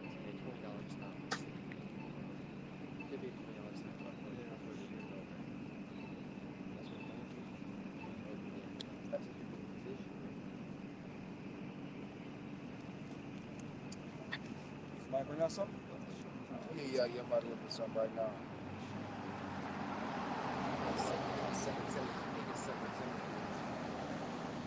This is 2 Timothy chapter 1, verse 7. "For Yahweh hath not given us the spirit of fear, but of power and of love and of a sound mind." This truth, the words of this book, gives us the spirit of power. You know, gives us the spirit of power and love and a sound mind. You know? Because we had peace. Because we know what's coming. We got our heads up. And we know what to look for. We know what to expect. You know, and we know the rewards of seeking the Lord. And we got a sound mind. And like the scripture says, knowledge and wisdom shall be the stability of our times. When everyone is in chaos and chaotic, and their mind is in shambles, in a mess, we gonna be at peace and have a sound mind and have faith and hope in the Heavenly Father and His Son. Be not therefore ashamed of the testimony of our Lord, nor of me his prisoner, but be thou a partaker of the afflictions of gospel according to the word, according to the power of Yahweh, who has saved us and called us with an holy calling, not according to our works, but according to his own purpose and grace, which was given us in Yahweh Shai before the world began. All right? We, through the power and spirit of the Heavenly Father and his Son, we saved and we call with an holy calling. Being on his highways and the byways is a holy calling. All right? And everybody don't get this calling. But we got to read it again. You know, many shall be called, but few are chosen. Which is why this is the fight, and we contending. We contenders of faith. You know, we contenders, and you know, through the spirit, a lot of things been happening in Israel. You know, men bugging out, men falling out. The leaders and elders tightening up the flock. Hey, do more. You know, read more, study more, do more, put more work out. You know, and through the power of Spirit, Heavenly Father, and the Son, because we in the last days, and it's like a think of a team trimming the fat, and cutting off the weak links. Because what they say, you as strong as your weakest, you are as strong as your weakest link. Is that how the saying goes? Yeah. You're as strong as your weakest link. You're only as strong as your weakest link. Meaning, even your weakest link got to be solid. Even your weakest link got to be strong. So, oh, yeah, you got it. This is Hebrews 10. This is Hebrews chapter 10, verse 23. I'm going to read 24. It says, and let us consider one another to provoke unto love and to good works, not forsaking the assembly of ourselves together, as the manner of some is, but exhorting one another, and so much the more as you see the day approaching. You know, not for brothers going into iron sharpening iron. You know, because when brothers gather together, we gotta encourage brothers to keep doing the work. And that's what we do. And you do that by doing lessons, by doing sit-down lessons, exhorting one another daily, right? And when brothers congregate, you gotta be when 2 or 3 gather in my name, right there. I am in the midst thereof. Brothers should be speaking spiritual things when you get up. How we can conduct ourselves better in our day-to-day lives, how we can grow in this area. That's what Yahweh Shema Shai is requiring of us, especially as we see the time and seasons that we're in. The time is the end. Yeah. Which means you can't get offended or be emotional when an elder or leader tell you to do something or expect you to do more, because at the end of the day, it's for your benefit and the body's benefit. You get what I'm saying? Because they basically telling, hey, shit, tighten up, get sharper. This is Proverbs 99. Give instruction to a wise man, and he will be yet wiser. Teach a just man, and he will increase in learning.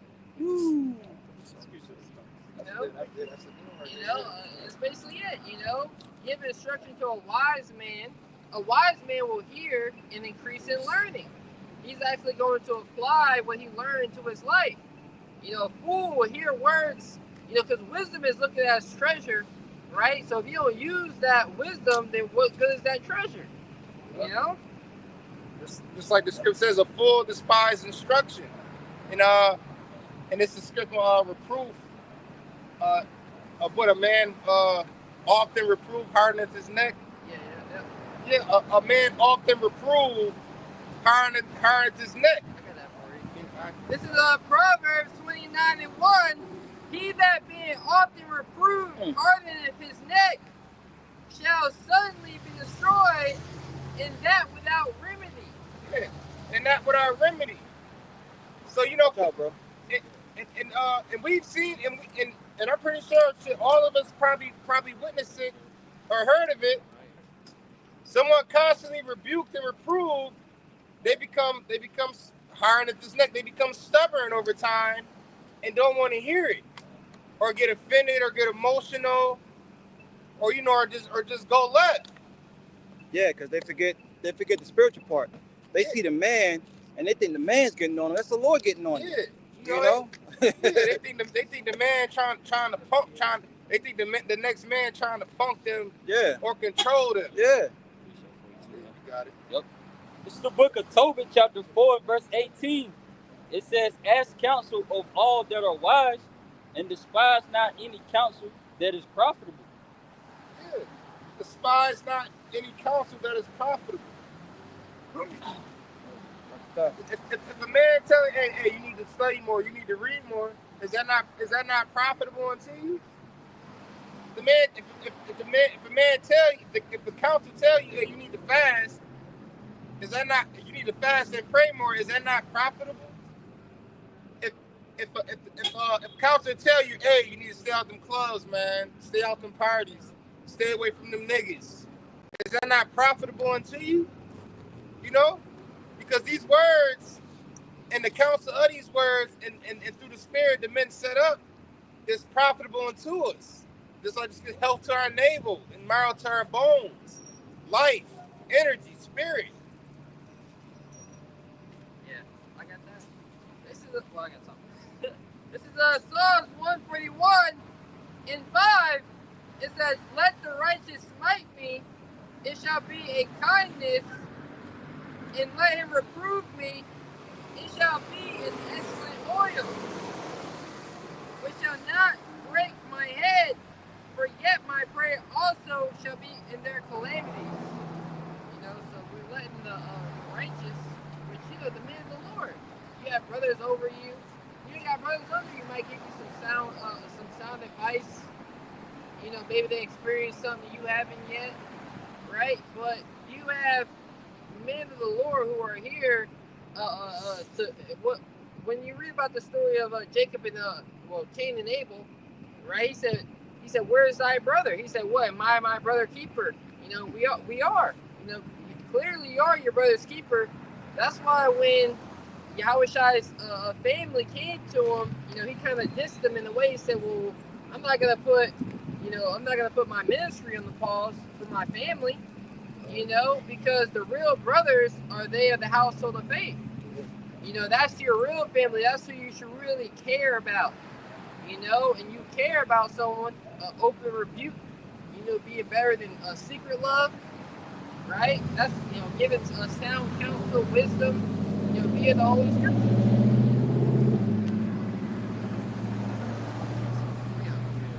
It's Daniel chapter 12. I read 9 and 10. This Daniel 12 and verse 9, and he said, go thy way, Daniel, for these words are closed up and sealed to the time of the end. And that's now, man. These prophecies, right? This book has been opened up before the firmament for what? For, as it says in Timothy, all scriptures given by inspiration of the Most High, profitable unto doctrine, you know, reproof, instruction and righteousness, what we're paraphrasing, you know, especially these last days, man. You know, so that's why, again, the Lord raised up men that not only are teaching you, but live it. Because that was the whole problem with the wicked scribes and Pharisees, man. Yahushua said, do as they say, but not as they do, man. You know, you have men out here, you know, our apostles on down are actually doing it, man. You know, and showing you the right way, showing you the old path, you know. They still want to be stuck on stupid. That ain't our problem, right? Yeah, you got a bunch of upstarts, you know. Now the secrets have already been revealed, but yet you got some. You have another counsel that we're supposed to listen to. You know, that we should draw from and be filled, right? So Daniel chapter 12, verse 10. Many shall be purified and made white and tried. That's right, and that process is happening now. Many being purified Because wherewithal, how shall a young man cleanse his way by taking heed unthereto according to thy word? So this word, it purifies you. It makes you clean. It makes you holy. To be pure, to be set apart from the world.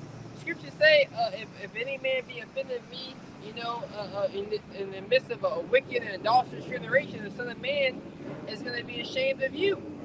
So you can't be ashamed to perform to stand up for righteousness. Right, that's it.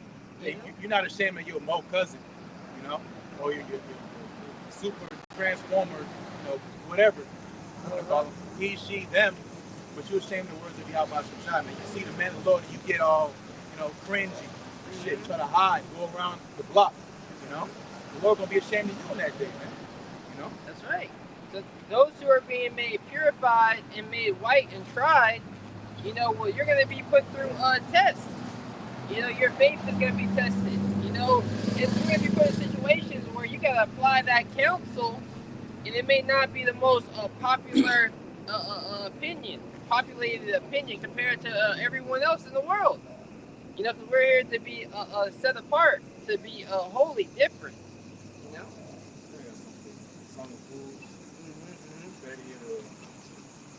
Better hear the reproof of the wise and the song of fools. Yep. Ecclesiastes chapter 7 and verse 5, it is better to hear the rebuke of the wise than for a man to hear the song of fools. Yeah, and that word rebuke goes into like a harsh correction.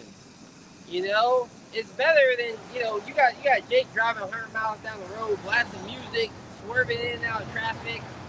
It's better to curse his ass out and tell him to slow down than, hey, bro, you might want to slow down. Nah, or someone else in the car, yeah, keep going. It's better to be cursed out, whether it means we gonna be continue to be friends or not. Because we're not looking to be friends of this world. If you're a friend of this world, that makes you an enemy towards Yahweh Shema Shai, right? So it's better to hear the rebuke of the wise men of Israel today. Are those who have the wisdom of Yahweh Shema Shai, the men of the Lord, right? The song of fools, false prophets, your friends in the world, it sound good, but it ain't wisdom. But I got a precept. Was that down there? You got to finish Daniel? Yeah. Okay, let's finish Daniel and then Kabbalah got a precept. It's Daniel chapter 12, verse 10. Many shall be purified and made white and tried, but the wicked shall do wickedly, and none of the wicked shall understand. See, the song of fools. Yeah, but the wise shall understand. But the wise shall understand. You see, many shall do wickedly. Right? And that's what you're seeing. We're seeing many of our people do wickedly here in these last days. Right? People egging them on, encouraging them. Shake your booty. Do this, do that. It's all right. Who cares what they think, girlfriend? That's the spirit people are in. You should be in the spirit of constantly examining yourself. Like we got to say here at Great Millstone, start with the apostles and the other bishops, walking on eggshells. Your next move could really be your last move. That's why you shouldn't do anything without counsel. Advice. Hey, this is the situation I'm about to get into. What y'all brothers think about this?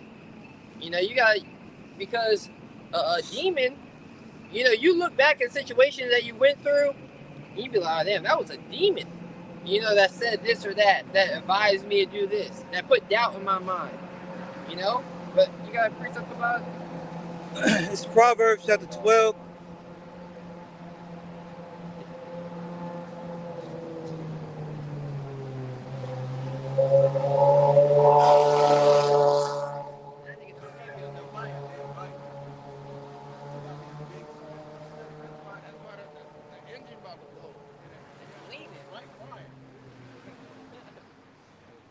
It's Proverbs 12 and 15. The way of a fool is right in his own eyes, but he that hearkeneth unto counsel is wise. Yeah, because everyone seems to be right in your own eyes because it's in your mind, it's your thought, it's your perspective. But another man would have a different perspective.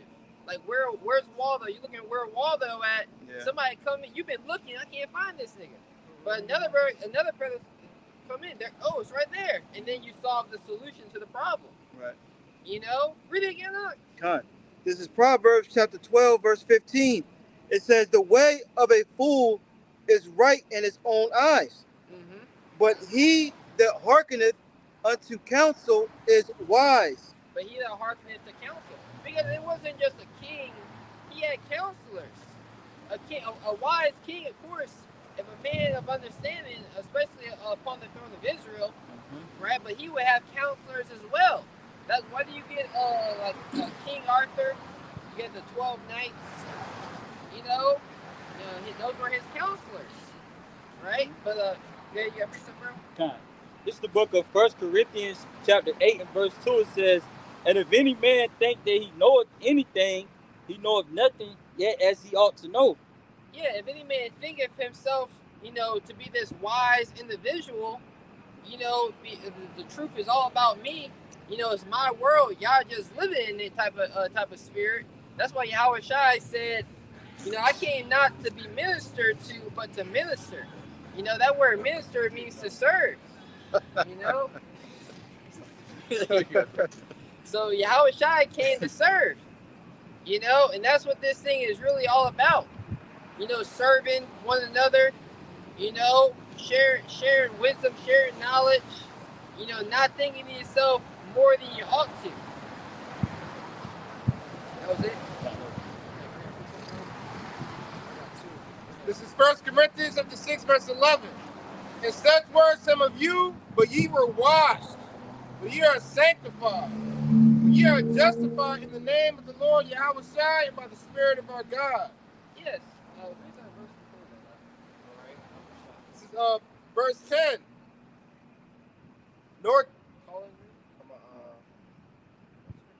This is 1 Corinthians chapter 6, verse. Start at 9.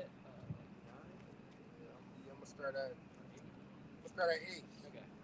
Nay, ye do wrong and defraud, and that your brethren. Know ye not that unrighteousness shall not inherit the kingdom of Yahweh? Yeah, the unrighteous. You see, the ungodly, and this is why you gotta repent. You can't just come as you are. There's a standard being set up. Right now on the highways and hedges. The Most High rejected Cain's sacrifice. You can't just give the Lord whatever you want and say this is enough. A woman can't come and serve you. And, I like steak. I like potatoes.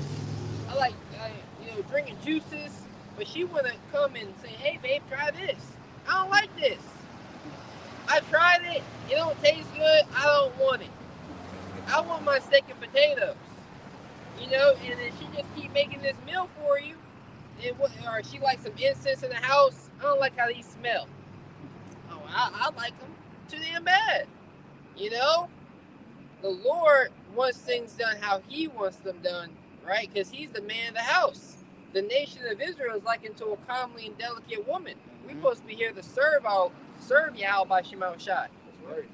The Lord is thy husband. So we gotta be in the submissive role when it comes to how we live down here, upon how we conduct ourselves. And it's making a point, land backing off you. When we get in the kingdom, the 2/3 are going to be more angrier at the heathen and the Esau even than we're going to be. They're going to be giving more hell because they're going to realize, look, you duped me.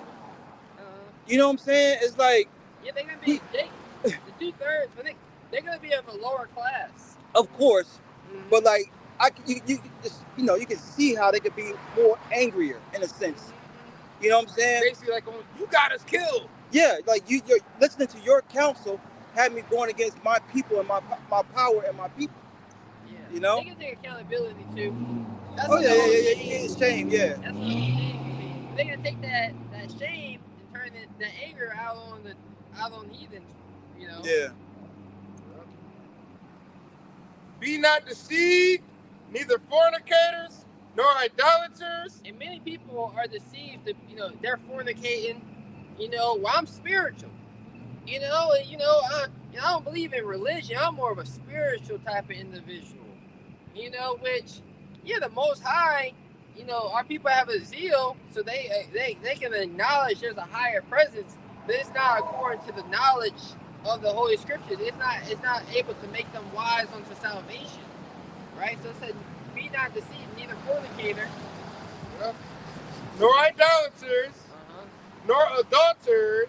Yeah, someone who's sleeping with another man's woman, right? Or women going out and stepping out on their man, right? You ain't gonna make it to the kingdom of Yahweh by Shema Shai. You don't really know your role, what your purpose is in life. If a woman going out sleeping with a bunch of people, a bunch of men, you know, or women, right? Because it's a freaky world we live in. You going off. You really don't understand what what that does to your body. You know, how that messes you up and messes with your brain. Yep. And every bitch will say that every man was the fucking problem. No, you was the problem. By opening up your fucking legs to every quiver, man. Still is. Yeah. Still is the problem. Yep. Women, they cause a lot of death. They cause a lot of incarcerations. It's a lot of men sitting behind prison walls due to a woman. Did y'all hear about that? The guy, I think it happened in VA. Or Rob was telling me, the guy found his woman cheating with the dude, blast the dude down, blast himself, and left the bitch fucking alive, man. Oh yeah, that's crazy. Yeah, they're unaliving themselves over a woman. Yeah, jealousy is the rage of a man. That's why brothers really shouldn't get jealous. You know, there's a saying, he that cares less holds the power. Yep. That bitch come back. Yep. You stop texting her. Babe. And it's 2025. It's too, we not telling you to be emotionless. We got to be stoics. All right, and it'd be wise not to get too attached or emotionally invested into these women. Yeah, you go out to dinner, she orders shrimp. You know, you be like, damn. Because if you get too emotionally invested into anything in this world, you setting yourself up for failure. You setting yourself up for a broken heart, for your feelings getting hurt. Because this isn't our world, and this world is for wickedness and against righteousness, and we just don't mix. Yeah, you got brothers.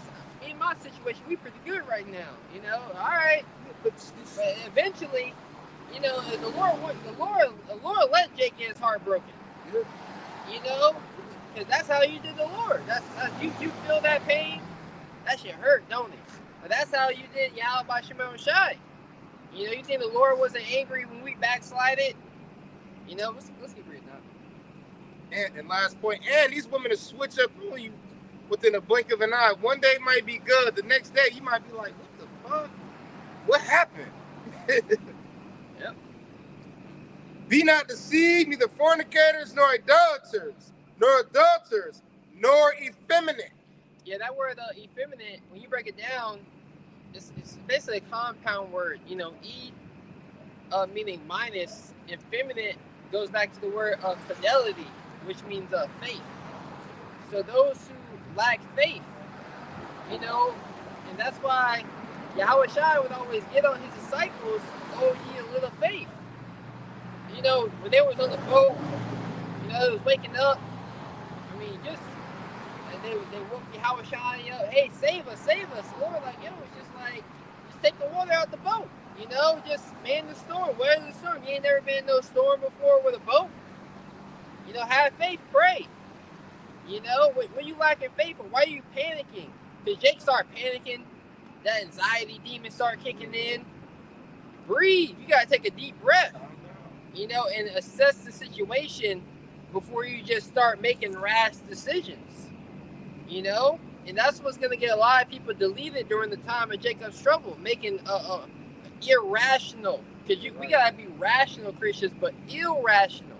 You know, there's a sickness with your rationality, how you think, you know, and we can't be like that, you know, in the time we in now, the times we're coming into. Really got to cook for yourself. Yeah, bro. This is Ecclesiastes chapter 2, verse 2. It says, I started top points into. Okay. My son, thou come to serve the Lord, prepare thy soul for temptation. Yeah, because a lot of temptation, you your desire in your flesh is always present. It's very easy to go after your flesh. It's very easy to do whatever you want in this kingdom. If you got the money to do it, you can. If you have money, you can do as thou wilt here. And if you love money and you don't have it, you'll sell out and do wickedness to get it so you can fulfill that lust. You see? So the God of this world is mammon, is money. You see? So we're not to be like that. You got it, bro. Yep. Yeah, here's the point. Ecclesiastes 2:2, it says, set thy heart aright and constantly endure and make not haste in the time of trouble. Yeah, you gotta set your mind in the uprightness. You see? Set thy mind aright and constantly endure. Because no man that warreth entangleth himself with the affairs of this life, that he may please him which have chosen him in his soul. Hey, it's funny you say that. I was dealing with a woman, long time ago, and our relationship was great when she wasn't caught up in the cares and affairs. Her focus was on me. Got off social media, all those things, and then, once those things came back, the relationship with the shit. Yep. Too many spirits. Yeah. Too many, Yep. Too many opinions. Yep. Really, because like that scrolling on social media, that's a demon. Yep. It's too many opinions, too many voices. Them likes is life. Yeah. Them likes, the comments, the attention, Mm-hmm. for men and women, it does something to the cranium. It does something to the mentality of these people. The clout, the attention, the likes, the comments, the inboxes. It rots these people. And it gets them further and further away from reality and from the spirit. It activates. I typed in what likes do to the brain. Social media. It says it triggers a release of dopamine that causes a feeling of pleasure. And I believe dopamine is basically the happy hormone. Yeah. So it makes you happy, and when you're pressed down with bills, work, anything that will relieve that tension, It's something you said too. It says similar to eating delicious foods, receiving money. This ain't nothing like somebody give you money, but hey, you get cash. Yeah. Like let's say they paid you. Let's say that every you get paid, they give you cash every week. You be a lot happier. Yeah. It's like, damn, look at this cash right here. But when you receive it in the digital, you don't let it be unexpectedly you receive it. Yeah. That's even Yep. Ain't nothing like going to the bank having that cash. You got cash. Yeah. You can have. Let's say you got $100. Let's say you got paid $500. Mm-hmm. You got $500, and you take out cash. You're like, man, I'm feeling rich right now. Damn, well, you can't do nothing with that $500. That's already accounted for. It says this creates a cycle of motivation and reinforcement, encouraging users to return to more likes.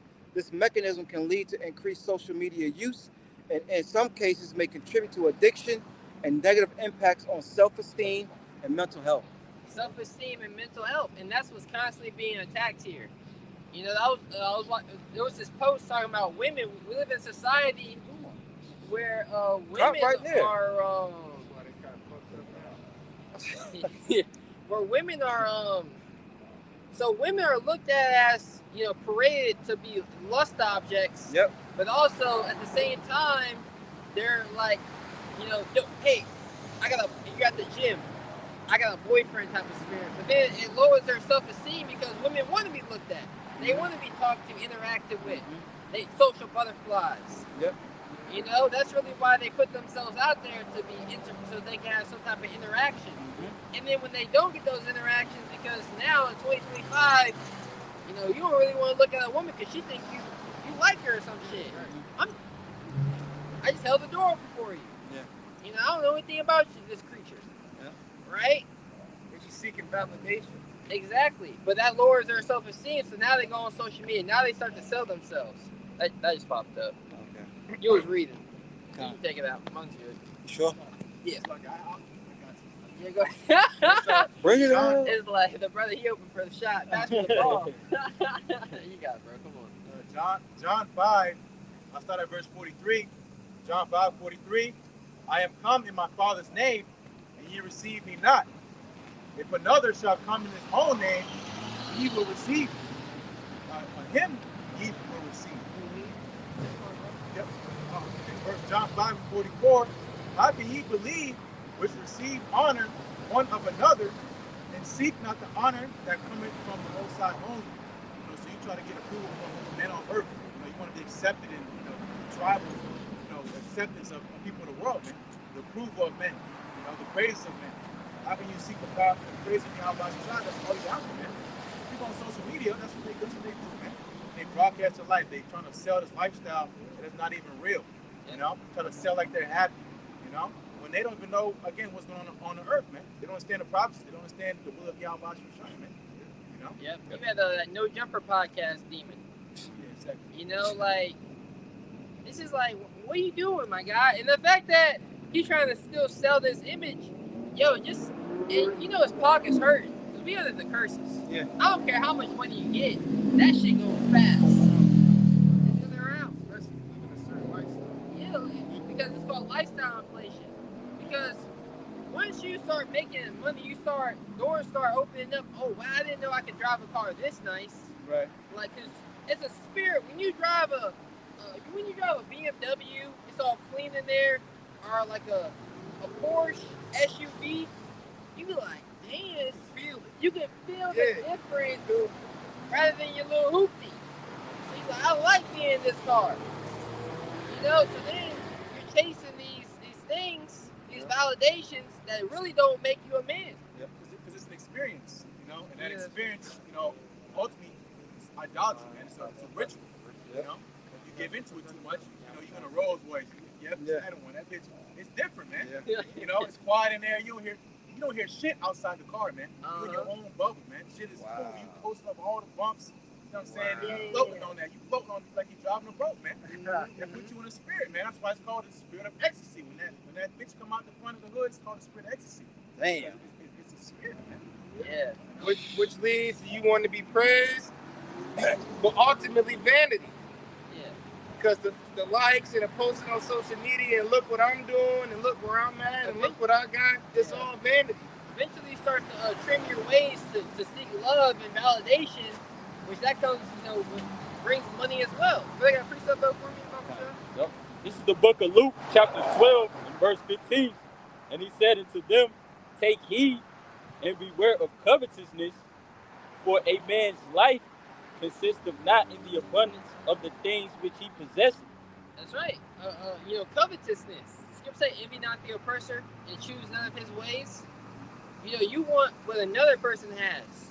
You know, and if you want what they have, you might, okay, they got something nice, but you want what they have, you know, it's not time and chance. Happiness to evolve. The Most High make it rich, the Most High make it poor. I was watching this, they did this experiment with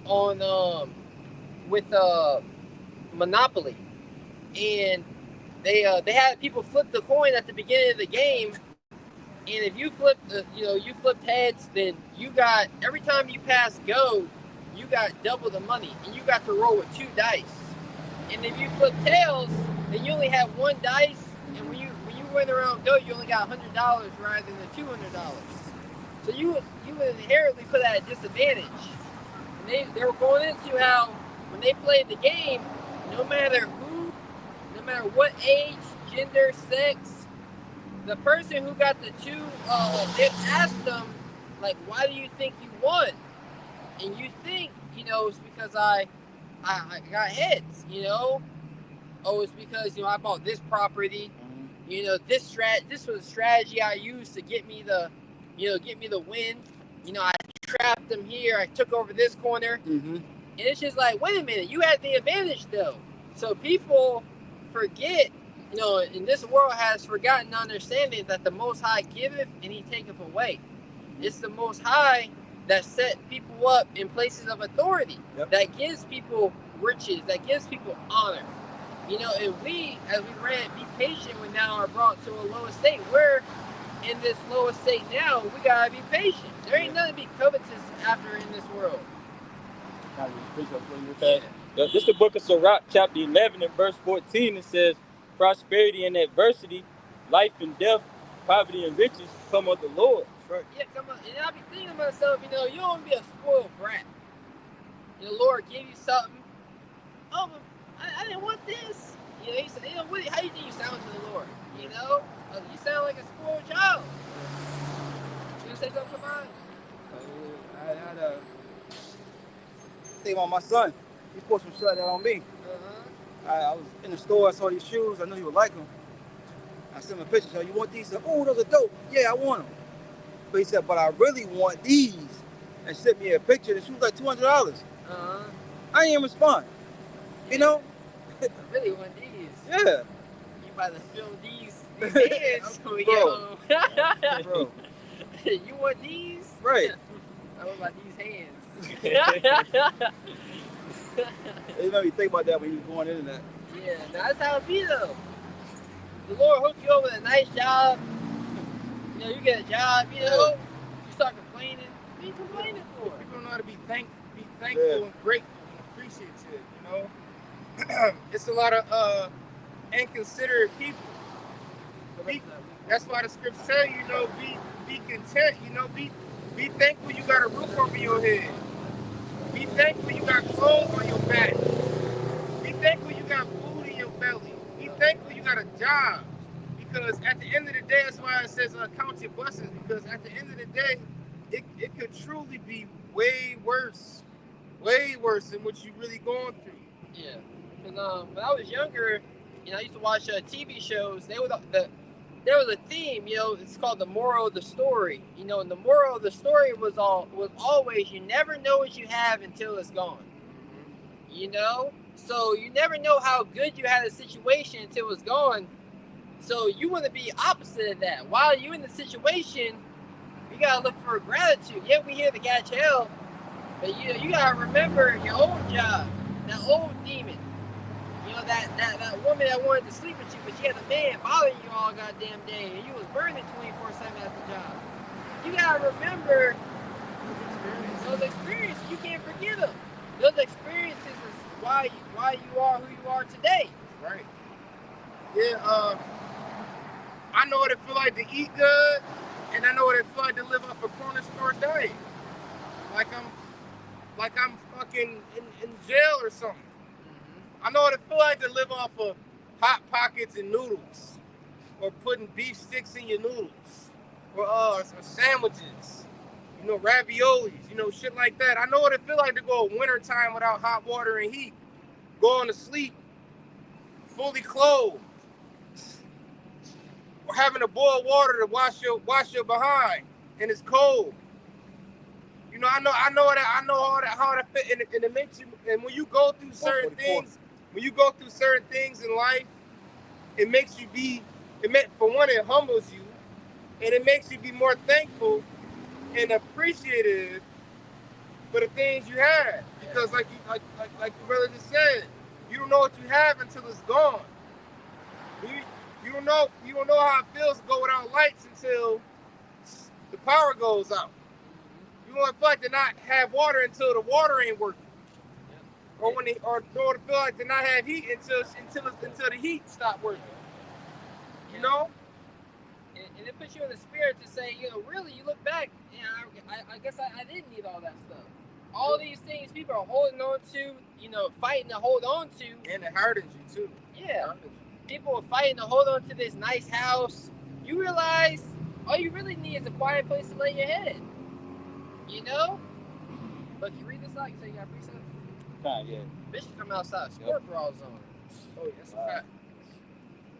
This the book of 1 Timothy chapter 6 and verse 7. It says, for we brought nothing into this world, and it is certain we can carry nothing out. All right. The point is in verse 8. Yeah, it's evident. You brought nothing into this world. Naked came I into this world. Naked shall I return. You know, you didn't work for anything that you got. It goes to show you how bugged out those Egyptians were, man. They have people worship so goddamn much that they think that they work. You know what I'm saying? They was I saw something, and everybody brothers know it, but they were some of these pharaohs would kill when they died. They would have their certain servants put to death, certain animals put to death, because they think they're gonna go in the fucking afterlife with it, man. That's what scriptures. Was it a Pharaoh killed the butcher for his birthday? That's one of the things they do. Yep. He's like, yo, I got Yep. Dead. Oh, Yep. damn. Yep. Putting their organs in jars, thinking they're gonna come back. Thinking they're gonna come back to them. Having their riches, and put all my shit in the tomb with me. Yeah. The only thing you're taking with you is your spirit. That's it. That's what you're gonna take to the heavens, and then when you come back to the earth, and that spirit is gonna be judged. You know, a lot of pretty girls in the world, right? They everywhere. You know, like POF, plenty of fish in the sea. So many pretty faces, but so many ugly spirits. That's right. You know, so many ugly spirits in this world. That's why brother see a girl. That's why I don't even follow bitches on Instagram. I ain't following no girl on fucking Instagram, OnlyFans, fuck all that shit. You know, I'm following a bitch on Instagram so I can see how pretty she is. That bitch just had someone's penis in her mouth. Yep. You know, just to keep it frank. But you lusting all over her. Fuck all that. But read this out, read the precept. Yep. Excuse my vulgar language. It's just the truth. Yeah. It's disgusting. This is the book of 1 Timothy chapter 6 and verse 8. It says, "And having food and raiment, let us be therewith content." Yeah, but with having food and raiment, you know, Yahweh Shai said the foxes have holes and the birds have their nests, but the Son of Man have nowhere to lay his head. He was a pilgrim. Yep. Yahweh Shai lived that pilgrimage. We go home after work, you know, I bet, you know, if you take me his bed free when to work, come home, lay on that bitch, he all comfortable. You know, Yahweh Shai, you know, all that's going to be taken away eventually. You live on the road. Yeah. Sleeping in boats. You know, that's like sleeping in a car today. Probably slept under some trees. Mm-hmm. Yeah, Yahweh Shai was a warrior. You know, we gotta be in that spirit to be like, you know, grateful, but we can go without it. Yep. You know, because there's gonna be times when you pull up to that grocery store, you be like, hey, how much that costs? All right, we can get that, we can get that. We ain't getting that. We ain't getting that today. I have to swing back around. I saw a co-worker of mine about a month ago. I saw a co-worker, and I was doing some shopping. I saw a co-worker in the store, and they had a notebook and their phone and their calculator on their phone, and they were You got. they're in the freezer. I was like, yo, what are you doing? I'm trying to budget because I can't get everything. I tell you about it. Yeah. That's how I be. Hey. Yeah. Hey. I might not do it with the notebook or phone, but you be keeping it in your head like, okay. I forget about this much. Hey, honestly, I be keeping the receipt sometimes. You know, let me see how much I spent this week. Yeah. Like, You know, I gotta keep this receipt, man. And then we live in a world. You gotta start. Brothers gotta be like more, like speaking up for yourselves. You know, you go buy some food. Let's say you tight. Let's say you go buy some food. Food ain't made right. You gotta call them back and say, yo, you gotta make this right. You gotta fix my order. This ain't what I want. This ain't what I This paid ain't what I paid for. You know, money tight. Don't be an asshole. 144 again. 144. Spirit. You know, Lord. You know, so somebody listening. You know, but go ahead. You say you got press about. Keep reading that. oh yeah. Read it one more time at least. Okay, kind. That was all. That was the point. Read it one more time. Yeah. I'm gonna start from verse 7. This is the book of 1 Timothy. I like to stay there. Let's read down to 11. Okay, Goes kind. into the break of this. Okay. Yep. This is the book of 1 Timothy chapter 6 and verse 7. It says, "For we brought nothing into this world, and it is certain we can carry nothing out. And having food and raiment, let us be therewith content. But they that will be rich fall into temptation and a snare, and into many foolish and hurtful lusts. Because it's a big to have wealth, to have money. Look at Esau Edom. He has wealth, resources, but he's fallen into temptations of doing whatever he wants rather than ruling the earth and how it should be ran. Yep. So, brother, you got, so you know, brothers, you got 6 figures in the bank account. You got, you can call this woman up, take her out on a nice date. You can flaunt because you can lead with your wallet. You know, you lead with your wallet. You know, wine and women make men of understanding fall away. Now you in a different, you know, category. You're doing bottle service. You know, you can, if you can afford bottle service, then that's a certain type of lifestyle. You know, you gotta be mindful of. You know, because it opens doors. You got certain jewelry on. Women see all that type of clothes you wear. You know, ain't nothing wrong with, you know, looking a certain way. But you gotta be mindful. Those things come with different temptations, different lusts, because money answers all things. You burning? I got money, no problem. We'll buy you one of them Instagram models. Yeah, I mean, they'll fly to your house. You know, they're for hire. And shit, if I was in the flesh and I was rich, speaking as a man, I would be buying models and buying the top of the line fine ass women. I mean, what man wouldn't? That's gonna be in the kingdom. You know what I'm saying? You know, if we was in the world, you know, like, you know, I wouldn't buy an Instagram model. I mean, one way or the other, you're gonna pay for it. You go pay for it in some way, shape, or form. But like, for the top of the line dime pieces, you gonna have to. Unless you grew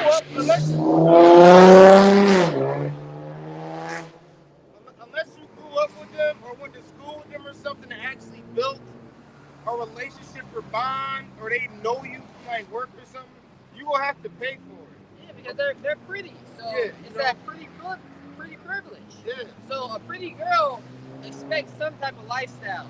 Right. Well, if that pretty girl is getting this, then look how pretty I am. That's the type of spirit they come in. You know, but if you got money, you fall into diverse temptations with your food, with your diet. You know, you got access to alcohol, right? So you gotta be mindful, and that's why a lot of brothers be living paycheck to paycheck, because you're not in a situation mentally to be able to actually manage and distribute those goods to the body. Right. But read this. I'll keep reading. It's kind of here. It's the book of 1 Timothy 6:9. It says, "But they that will be rich fall into temptation and a snare, and into many foolish and hurtful lusts." You see, many foolish, and what you want. Why would you want that? That's a foolish thing to really desire. You know, you got Jake. You know, I'll talk to Jake. You know, shit, man. What if you hit the lottery? What you gonna do? Follow service. We hitting this strip. Like, I see things. I was watching this clip.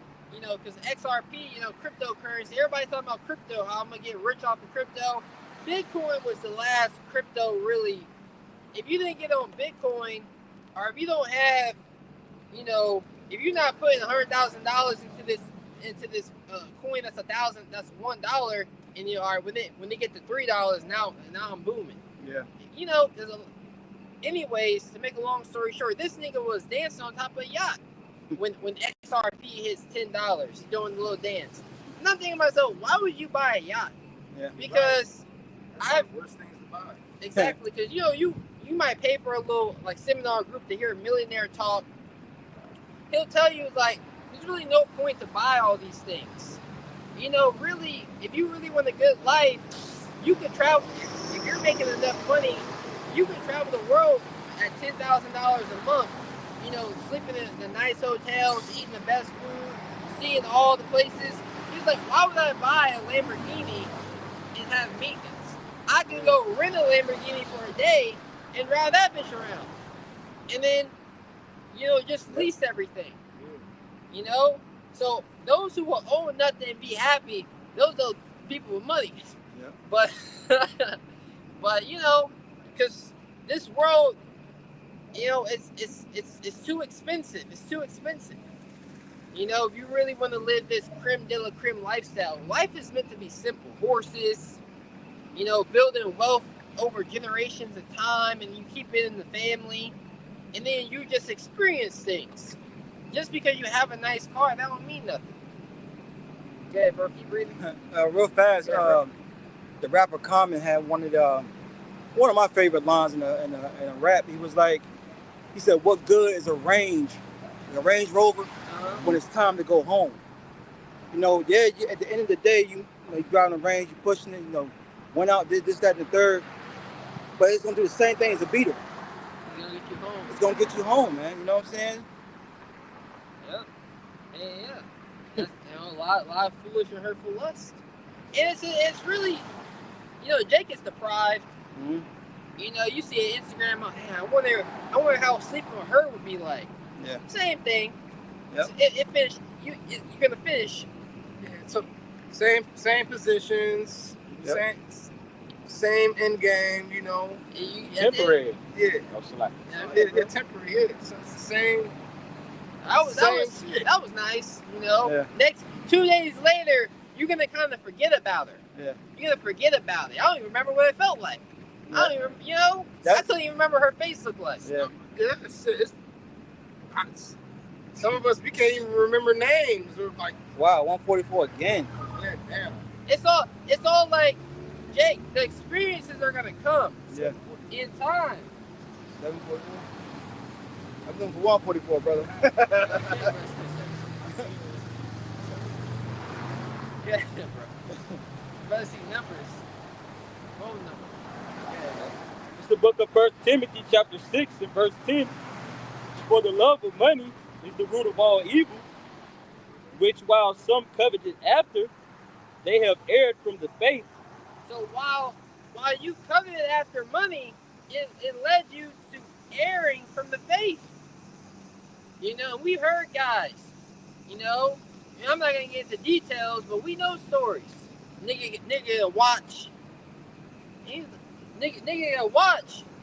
Man, you know, and this watch, bro, she walked up to me and she groped me. Mm-hmm. You know, women walk up to you and grope you because you got a watch on. We heard stories. And these guys ain't here, prominent figures.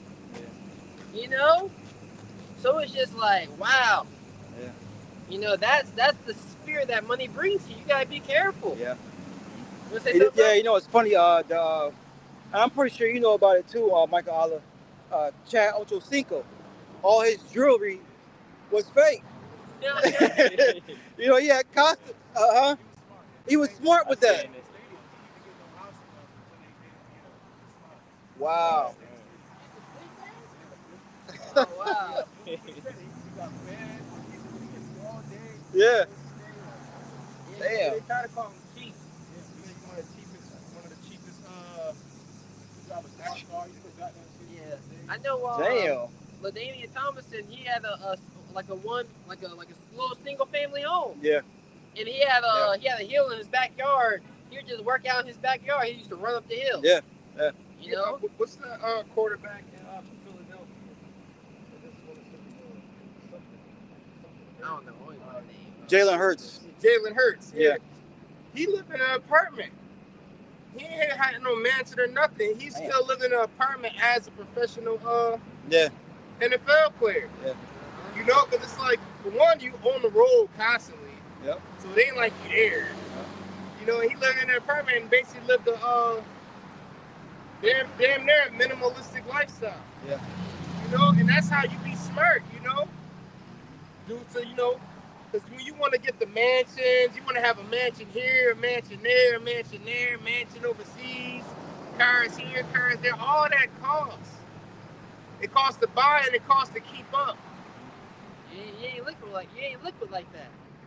Right. Yeah, Jake really think they liquid. They ain't Yeah. liquid like that. But read that again now. This is the book of 1 Timothy chapter 6 and verse 10. Yep. For the love of money is the root of all evil. So if you love money, then you serve it. Whether you serve money, you serve the dollar, the almighty dollar. And you see that, you know, Jake will kill themselves at the job, working 60 hours. Gotta secure the bag. You know, so you love this money because you love what it can bring for you. You love with the dainties it can give you. You gotta be mindful of that.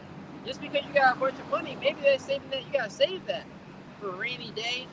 Of course, you invest a little bit, but you gotta be able to pull things out to distribute and help the body.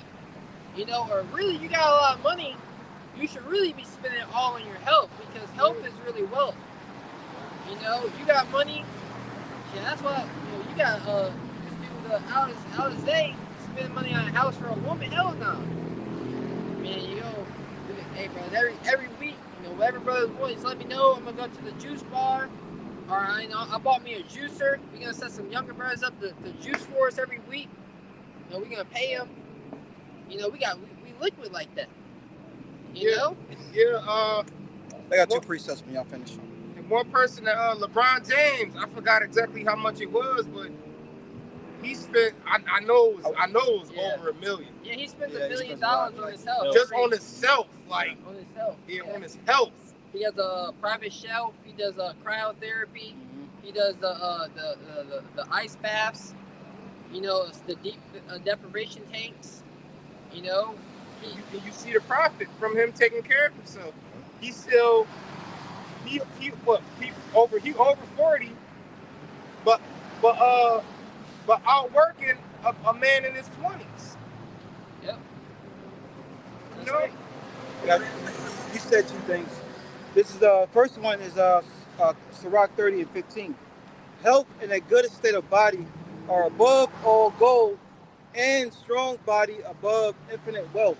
Right. Because I live in a neighborhood. You can tell the niggas got money, right? They be driving a Range Rover, and then they got this other. If you see some like those Raptor trucks, them things expensive. Yeah. Them tires. I went to the tire shop, get some. The dude driving a Raptor, and it's gonna be $1,200 for your tires, and that's for two. Yep. You know what I mean? He's like, I only need the front ones. Yeah, $1,200. Yeah. I'm gonna be back. Yeah. So people got money, but you look at them, they unhealthy, they slow, they're not really moving like that. These bodies are corruptible, they're dying. Yep. But hey, we still gotta take care of it. If I had to run a mile, I'm not gonna die. Right. Yeah, I'll be through. Right. I'll be through. At the end of the day, you supposed to be able to fight or take flight if you got to. You should be able to. That's why you should be able to bust down the full sprint if you got to. Be able to fight somebody up off if you got to. I mean, look at the apostles. The apostle really, brothers may have been healthy. May have had some type of. You really. For me, speaking as a man, I didn't know about juice until I watched the Apostle Elder Gabar, Apostle Ramlab. They did that lemon ginger blast juice, and that's really, brothers. You tap into that. That juice right there. That's powerful juice right there. Then you start changing your diet. You start considering going and look at Elder Apostle Gabar losing. He tell you he gained weight and he lost it. That comes from and that the Lord been through things, so be like you can't just say, oh, it's easy.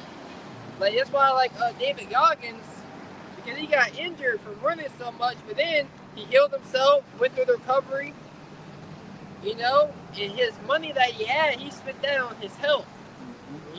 That's the mindset brothers gotta be in. You get a little extra money, go spend it on some juices, go get a massage or something. Go get them herbs and vitamins. Yeah, bro. Go get you some black seed oil. Go spend some money on some cryotherapy. Go get a day pass, see how it feels. Go to the salt room. Go see how that feels. It make you be like, hey, I need to spend my money better. I can do this with my money. Yeah, brothers. And you got the saying in the word: take care of your body, and your body will take care of you. Mm-hmm. That's right. What was you reading, Gadol? 1 Timothy 6. 6 and 10. Read that, then I'll read mine. Okay. Yep. It's the book of 1 Timothy chapter 6 and verse 10. For the love of money is the root of all evil, which while some coveted after, they have erred from the faith and pierced themselves through with many sorrows. This is Wisdom of Solomon 8 and 5. If riches be a possession to be desired in this life, what is richer than wisdom that worketh all things? Yeah. When it goes into richer, it means like what's more desirable. What what's really better? What's really of more value? Because things that cost nothing will really have the most intrinsic value. A good body, a good health, a good mind to really think about things. There's a lot of value in taking care of yourself. Yeah. Ain't nothing like waking up through. You don't got no energy, but you got all this money in the bank. But you through overweight, bad health, bad acne. You see a woman that got that good skin. A woman should have some nice legs, bro. The little thing should be shining. Oh, I went to the mall some weeks back. This chick was fired too, by the way. She was fired. You know what I mean? Top, talking hair, face, skin, nails. If her feet were shown, I'm pretty sure her feet look good too. But going back to taking care of yourself and your skin, she tried to get when I was walking by, they kind of sucker on me to try to get me to come purchase some stuff, out the store. And the store was like some facial cleansing cream for the skin and things in that nature. And a little small tiny jar was like $300 type shit. Ah, dang. But like,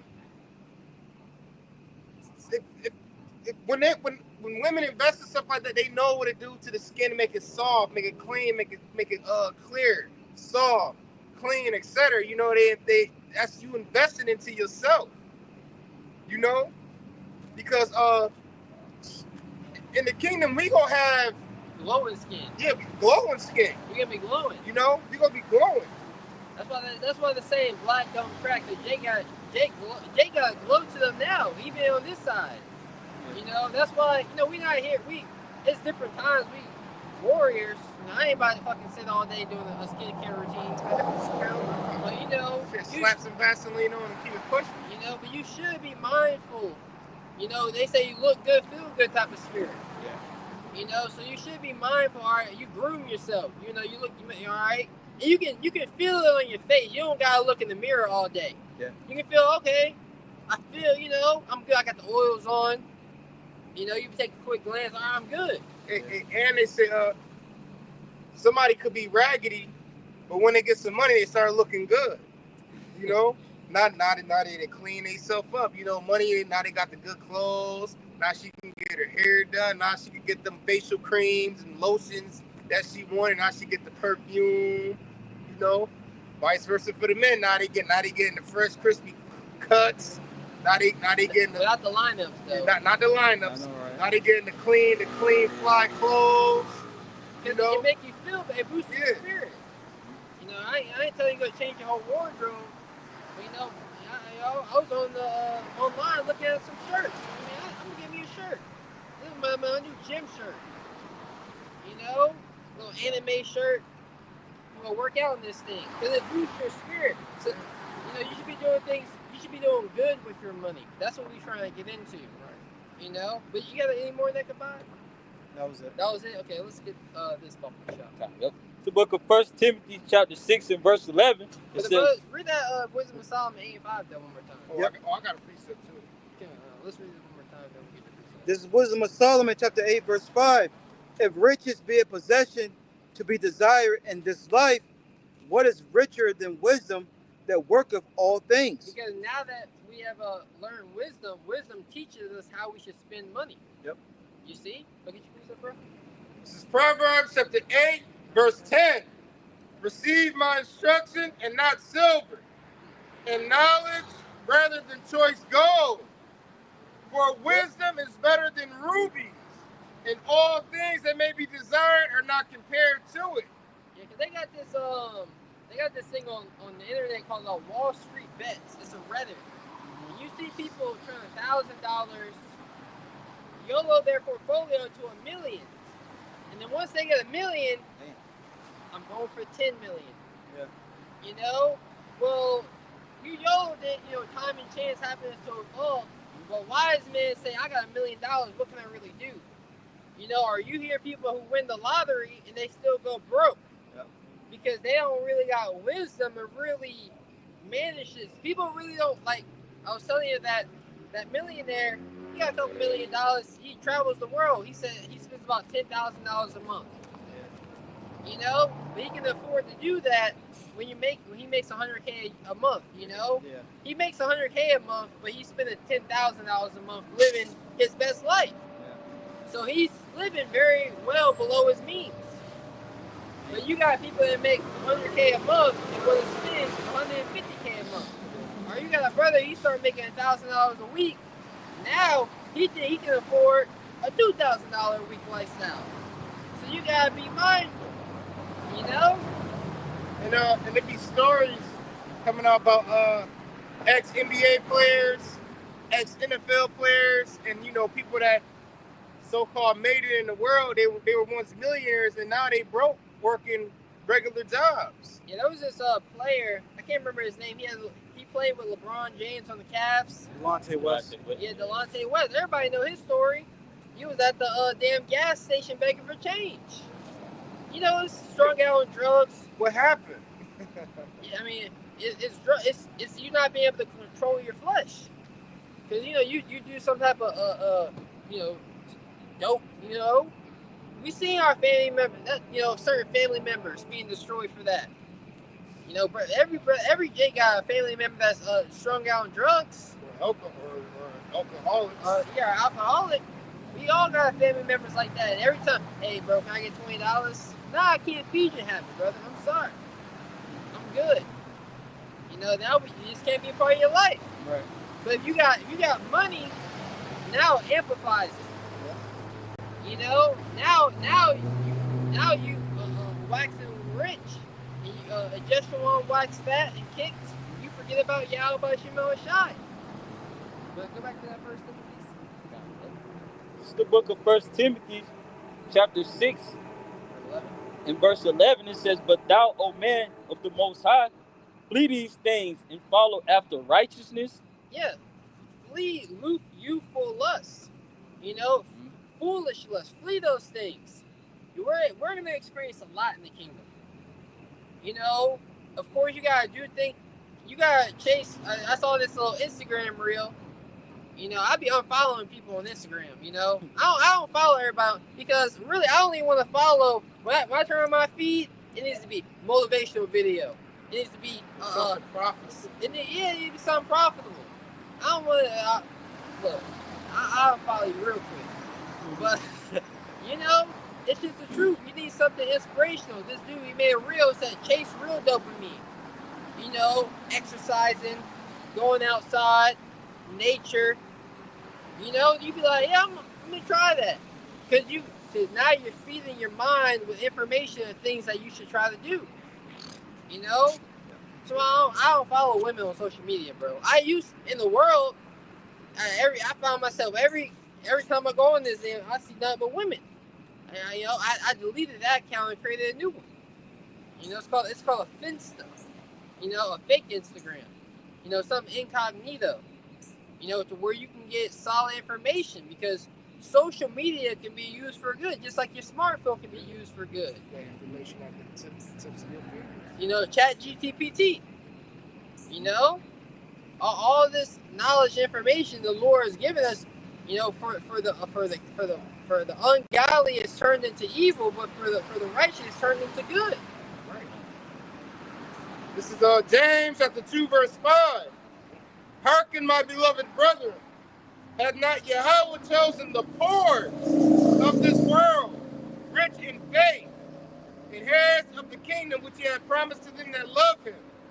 That's right. So the Most High is dealing with the poor. Someone who's poor, they understand what it means to go without, right? But you're rich in faith, knowing that we're eventually going to get all things. Yeah.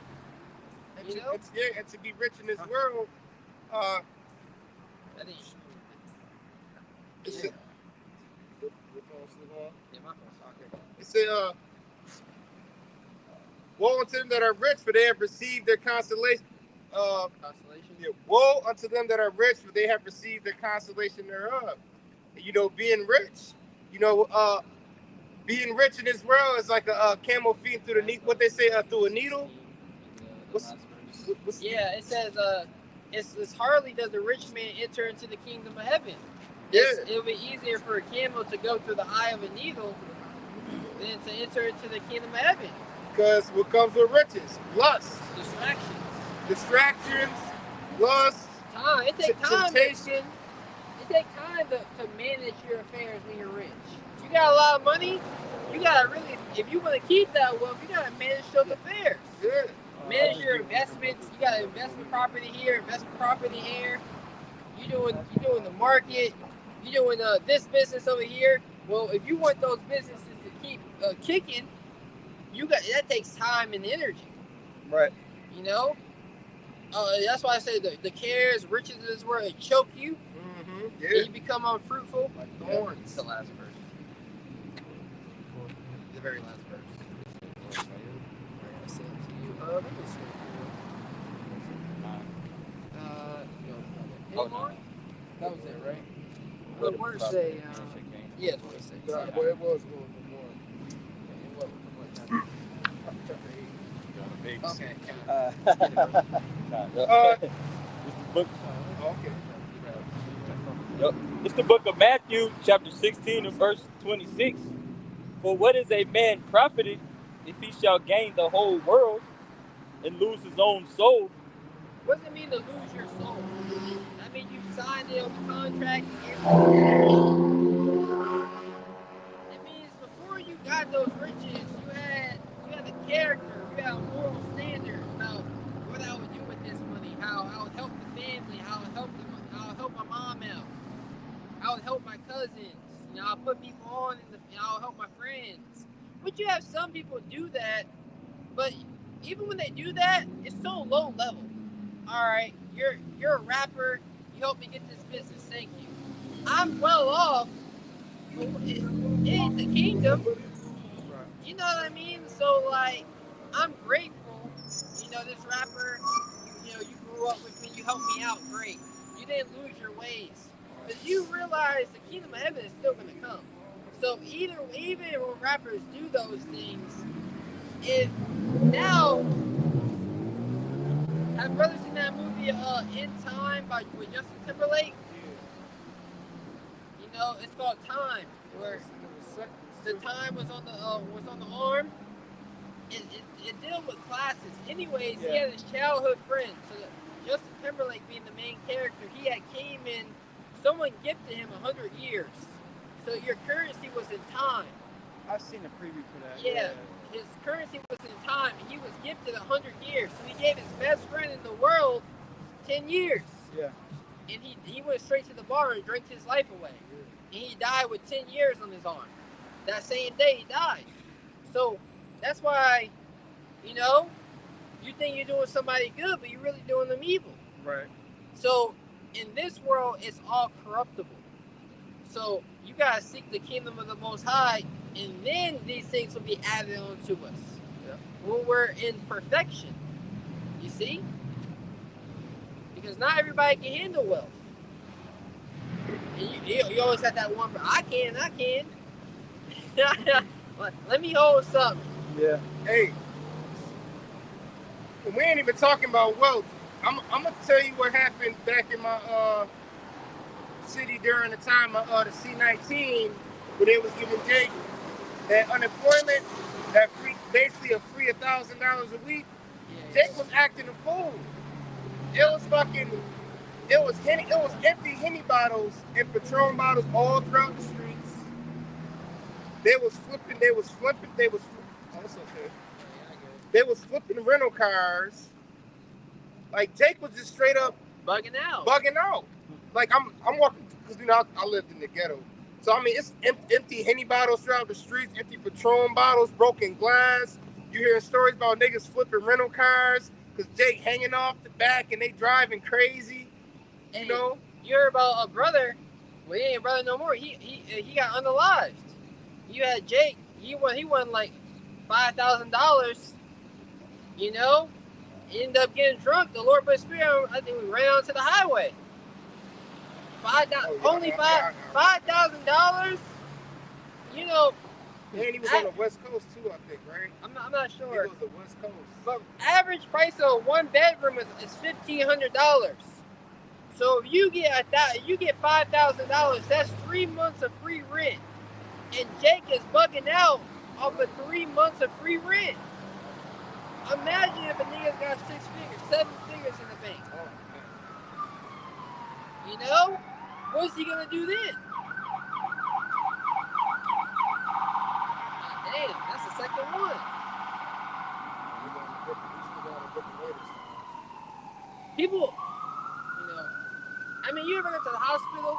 They always full. Now we know why. But Papa Shaw, you got a precept you want to bring out? Or is there any more? It was a little bit more on it. Okay. Yep. It's the book of Matthew 16 and verse 26. But what is it a man profited if he shall gain the whole world and lose his own soul? Or what shall a man give in exchange for his soul? What shall a man give for an exchange? That's why, you know, brothers, we are rich. You know, we're brothers are rich in temperance, high self-esteem, you know, great moral character. You know, and those things are priceless because you can't buy those things. You know, you can't build a strong character. You can, you know. You can't buy a strong character. Well, you can't buy a strong character. You know, you can't buy a strong character. You can't buy temperance. Is that Hebrews? Romans. Matthew. Oh, I got a precept to that too. Yeah, bring it up.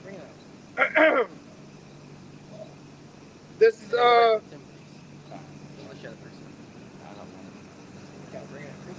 Hebrews chapter 10.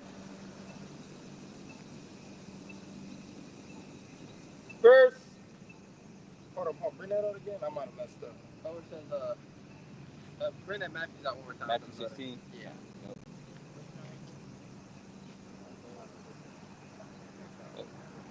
It's the book of Matthew chapter 16 and verse 26. But what is a man profited if he shall gain the whole world and lose his own soul? Or what shall a man give in exchange for his soul? That nigga gonna get pulled over here and ticket tonight. He gonna be hurt. Faith.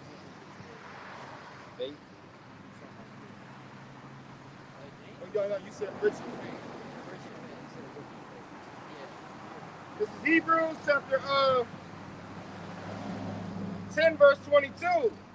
Let us draw near with the true heart and full assurance of faith, having our hearts sprinkled from an evil conscience and our bodies washed with pure water. Let us hold fast the profession of our faith without wavering, for he is faithful that promise. Because you were just talking about how we rich in faith and we rich in morale and all of those things. Yeah, and the promise are going to go to those who are rich in temperance. You know, get 2 Peter's 1 and 5 up the shop. Finish that out there. And let us consider one another to provoke unto love and unto good, and to provoke unto love and to good works. All right, it says, and let us consider one another to provoke unto love and to good works, not forsaking the assembling of ourselves together as the manner of some is, but exhorting one another, and so much the more as ye see the day approaching. Yeah, so we gotta show for, you know, brothers get a little bit of money. You can't be wilding out. You know, that money is meant to be used. When you read the book of Acts, they pull their resources together. You know, because times are going to be are going to be hard. You know, let's say a brother get laid off from his job because they start mandating things again. You know, because there was an interview. This Jake was walking around in Myrtle Beach interviewing women.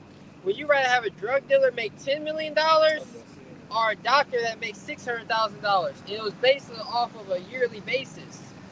And everyone said the drug dealer making $10 million because Jake really don't understand how much money $600,000 a year is. Because the average American man, the average Jake man, the black man in America makes $50,000 a year. So if he's providing for his household off of $50,000 a year, maybe the wife does a little bit, you know, then imagine how many households you taking care of with $600,000 a year. People really don't put things in perspective. You know, people don't see the bigger picture. They just see Lambo, bottles, music, and you know those that lifestyle. Going to the house of feasting, that's the end of all men. Yeah, but that was it on that, right? Let's read this Bible. Let's get some prophecy too before we close it up. Yeah, you know, whether it's Jacob's trouble, the chip. Yeah. We'll transition into some prophecies. What about fellas? Second Peter. Yeah. It's the book of 2 Peter chapter 1 and verse 5. It says, in view of all this, make every effort to respond to the Most High's promises. Supplement your faith with a generous provision of moral excellence and moral excellence with knowledge. Yeah, just hit look at time is short. I just want to get into that, but Get into it. You know, that's cool. Get Jeremiah 30 and 7. We'll get into some prophecies. But you ain't gotta be warned. But moral excellence falls in lots of prophecy too, because you have to have moral excellence to receive salvation. Which is why I said, what manner of conversation ought you to be in? What should be the state of your integrity and your morale in these times we're living in? You know, we're not supposed to be wicked. We're supposed to be righteous and seeking the Lord and giving effort to be found without spot and blameless. That's right. It's the book of Jeremiah chapter 30 and verse 7. At last, for that day is great, so that none is like it. It is even the time of Jacob's trouble, but he shall be saved out of it. Yeah, what day is that talking about? The day that since the apostles and elders came on the scene, since we've been out here, you know, all these years we've been warning about a time like none other where this society is going to collapse. Everything that people are working for and trying to hold on to, you know, is really it's a scam. It's a farce. Esau Edom really, he don't care about these things. You know, he don't care if you got him. All he really cares about his NWO really being established, because I was watching this clip. You had a billionaire, he invited people over to his house, and he selected people that were vegans, that were all these things, and he said, what would you do? Would you eat this meat, you know, for $1,000? No, I wouldn't. What about $10,000? No, I wouldn't eat it. What about $100,000? Because that shows you the wealth gap that these elites have. They're able to fulfill their will down here upon the earth. So the only thing we can cleave to as the children of Israel is a higher power. And that higher power is able to defeat this man. Esau Edom is able to be defeated by Yahweh by Shemal Shai. So when this day of trouble comes, it's our desire of the wicked to bring these troubles to pass. You know, get Psalms 64. You know, it's a desire of the wicked to bring these evil devices to pass to oppress the children of the Most High, right? Because the king's heart is in the hands of the Lord, right? But Esau Edom is what he really wants deep down. He's happy that the Most High is using him, you know? But he thinks he's going to be able to subvert the Most High's authority, just like he's been able to fool so many people. Remember what Esau said, when the days of mourning for his father is in hand, then say he slay his brother Jacob. Yep. So here, it was always in his mind. Yep. You know, after we get done mourning for our fort, you know, right. He was getting old, you know, blind. Yep. You know, so, you know, it was that time of we got to spend our last days with him. Right. You know? And also, real fast, you got to remember, the Rothschilds, you know, yeah, they're you know, the story of the father goes in and tells him, you got to go to this country and start a bank, this, that, and the third. That was only half of what his father told him. You best believe he was telling you got to kill these niggas and snakes. Oh, yeah, we get the whole council. Yeah. Not let them find out certain information. Yeah. Not let them know certain history. Yeah. Not let them not let them get a seat at the table. Yep. Yeah, all these rituals. Where did they learn that from? It's passed down from father to son, father generation. It's been passed down. Yep. For decades, for centuries. Yeah, them elites know, like, hey, look, these group of people right here is our enemy, and we cannot let them wake up. Yeah, because a lot of these TV shows have gotten really dark lately. You know, they'll show you the secret society. Oh yeah. You know, amongst them, they'll show you, oh, this black person, somehow they made it, somehow they got accepted, but then they really got accepted to be a sacrifice. You know, really, you got accepted for us to make fun of you and bully you while you're so we don't get bored. Real fast. You know, you think about what Charleston White said. It was so fucking funny, but it was true. He was talking about MLK, and he was like, he said, wanting to eat at these white folks' establishments was the worst thing you can do. He was like, why would you want to eat there and they don't season their food? Right. Right. That's Charleston. I don't like that. I don't like him either. He's funny as shit, though. So that demon hop on him, he get all hype. I can't watch it for more than 2 minutes, bro. I ain't never watched one of his interviews. Yeah. I can't watch it. Everybody got their own sense of humor. Yeah. That nigga ain't funny. Yeah, he's funny as shit. He a cornball. I don't like that cornball funniness. Of course, but then that cornballness, he's sincere about a lot of shit he say. He be talking mad shit to the two-thirds. Yeah. He be coming at the. He be disrespectful. That's the modern day Uncle Ruckus. That's Uncle Ruckus in the play. That nigga that's Uncle Ruckus. I ain't all of that. That's wow. Him. That's him, bro. Wow, yeah. That's crazy. That's where I'm on that nigga. I can't do Uncle Ruckus. They still made the Boondocks. He definitely would be a character. For sure. He already? That's a spirit. Hey. You know, that's a spirit on that guy. But let's get this in song. This is Psalm chapter 64. Hear my voice, O Yahweh, in my prayer. Preserve my life from fear of the enemy. Hide me from the secret counsel of the wicked. Yeah, the secret counsel of the wicked is to bring a day of trouble upon our people. You know, to come after the truth. You know, but a lot of our people are going to be collateral damage because really Esau Edom, he's looking like, damn, that transatlantic slave trade, that wasn't that smart. I should have kept the Northern Kingdom here. You know, and the Americans, I should have went out and conquered those lands and, you know, first, and then just kept their asses here. And then I could have just came and slaughtered this whole island. He really be thinking about how he could have won already. Because Jake, we think about stuff like that. If I would have locked in during this season of my life, I'll be here right now.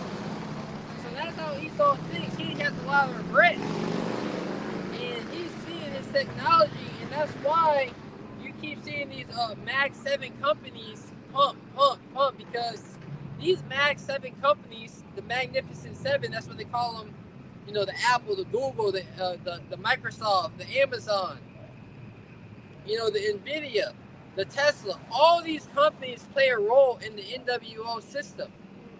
You know, the biometrics, the war, you know, all these things he's gearing up for. And that's why he's seeing these companies come out like, oh, this technology is getting even better. Even since 2020. Even 2020 to now, the technology, the AI, you know, all the data that is collected, the self-driving cars, and now they want self-driving aircrafts. You know, autonomous aircrafts. And the Lord will say the Lord let him get it.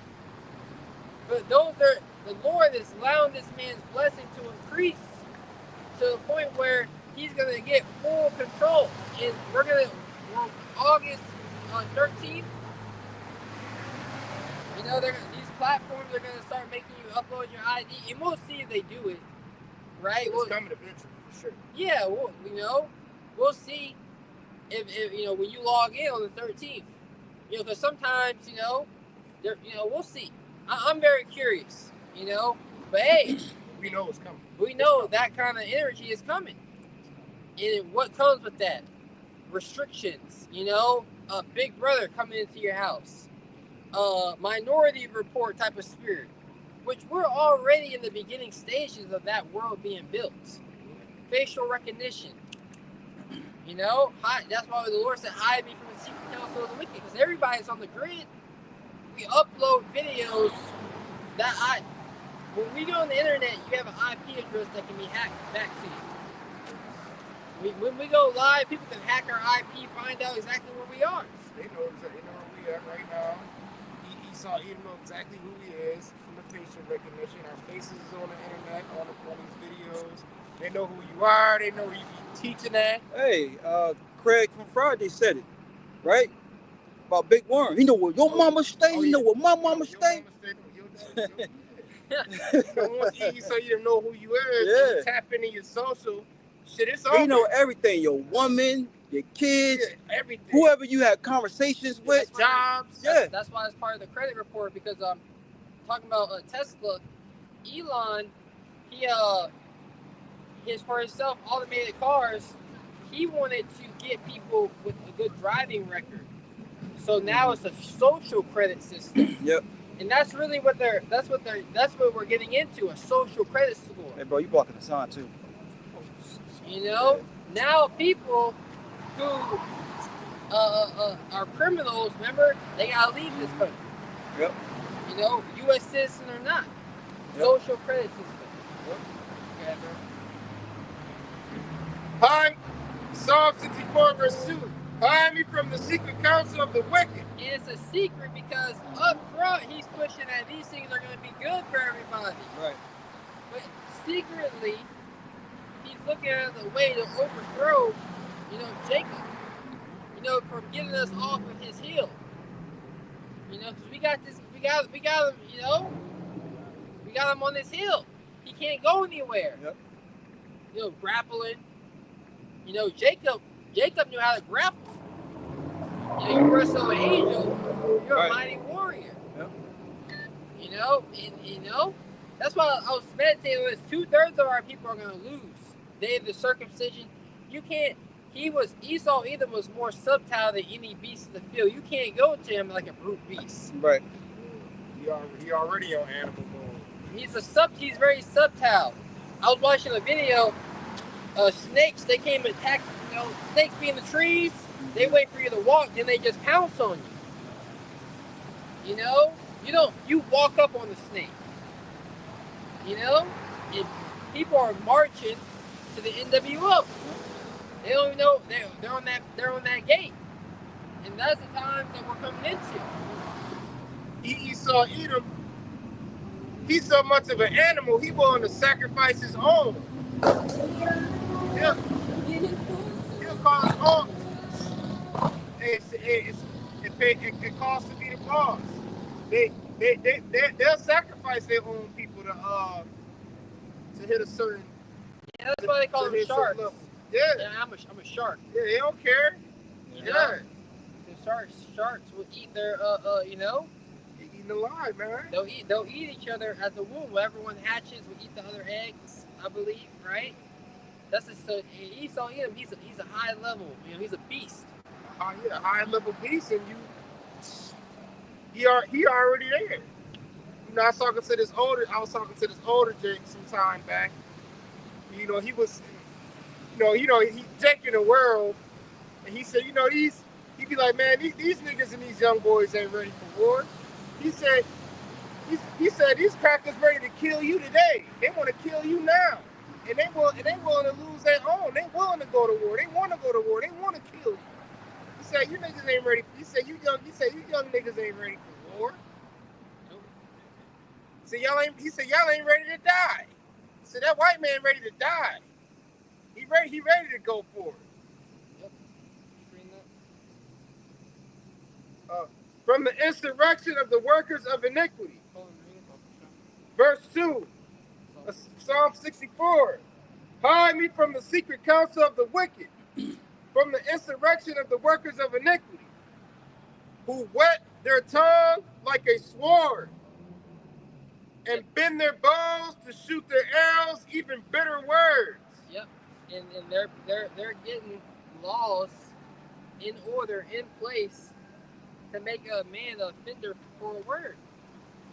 You know, they're sharpening to wet means to sharpen, so their tongues is used as a weapon. Their media, you know, the pictures that they paint.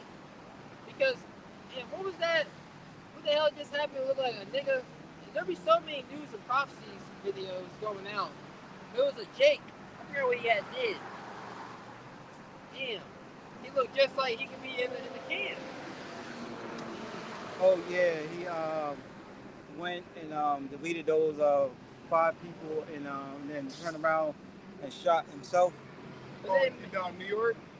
Yeah, okay. Yeah, I know what you're talking yeah. I He was remember a the football man player. Yeah. Yeah. That was He said in- he was doing for CTE Yeah. and some other stuff. Yeah. Okay. That was the thing that happened in Manhattan like 2 weeks ago. Yeah. Okay, I couldn't remember. I didn't know what the guy looked like. I thought the dude looked like a heathen though. That guy. But no, yeah. Yeah, nah. Okay, yeah. So yeah. Oh, didn't they say he drove from like California to New York? Las Vegas. Las Vegas. Yeah. Okay, yeah. It's exactly. You know. Shit, he probably could have been on death row. You know what I mean? Who fucking knows, man? I don't fucking know. A lot of these people can be made up. You know what I mean? So much news. A lot of stuff is, you know, Esau can have. Some things are organic for sure, Yeah. but then some things Esau puts in motion. Yeah. Like up north, y'all remember that shooting at Tops in Buffalo? Yeah, Buffalo, New York. It was a young boy that drove from, I forgot exactly how far away, young boy, and he did that. You know, he could have been told to do that. Whatever happened to him? Right.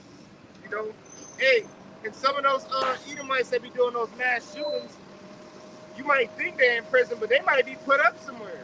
They might say, we gonna put you here in this facility for a little while so you can lay low. And then once people forget about you, you know, put you in an island or relocate you in a whole other country.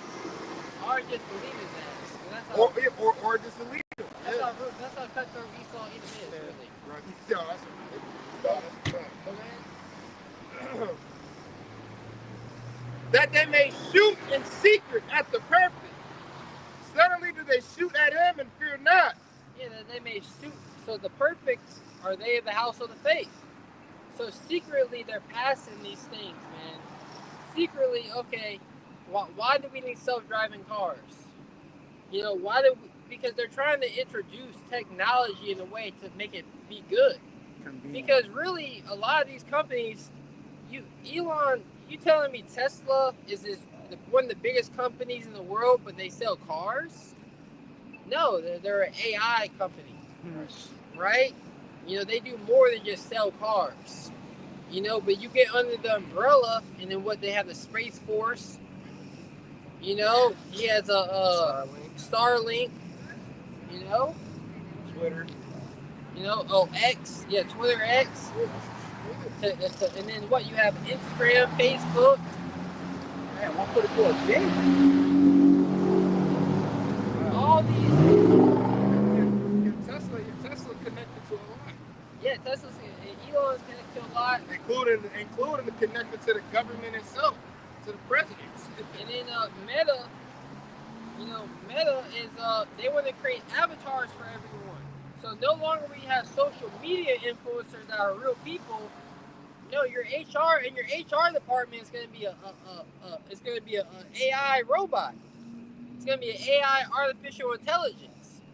That's the level they're trying to get people on, fully embedded. And then if you have a problem with the system, you have there. You seen the movie Minority Report? You know, pre-crime. All these things. They have this movie called the anime called Psychopaths.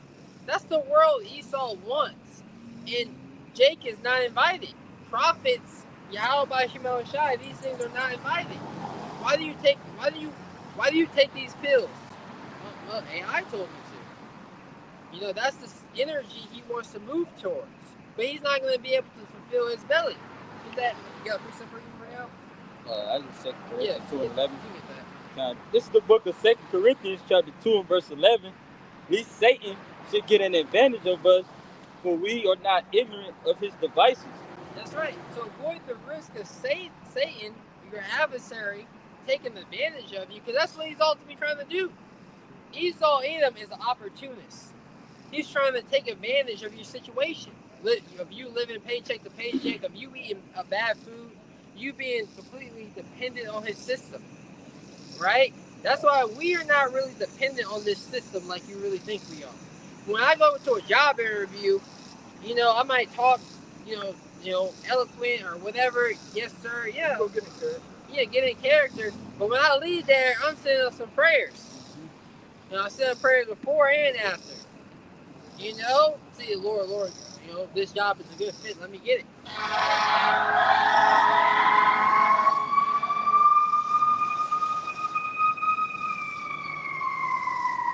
Read that again. This is the book of 2 Corinthians, chapter 2 and verse 11.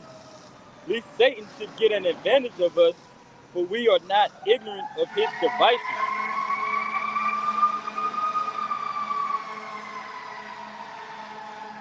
Another fire.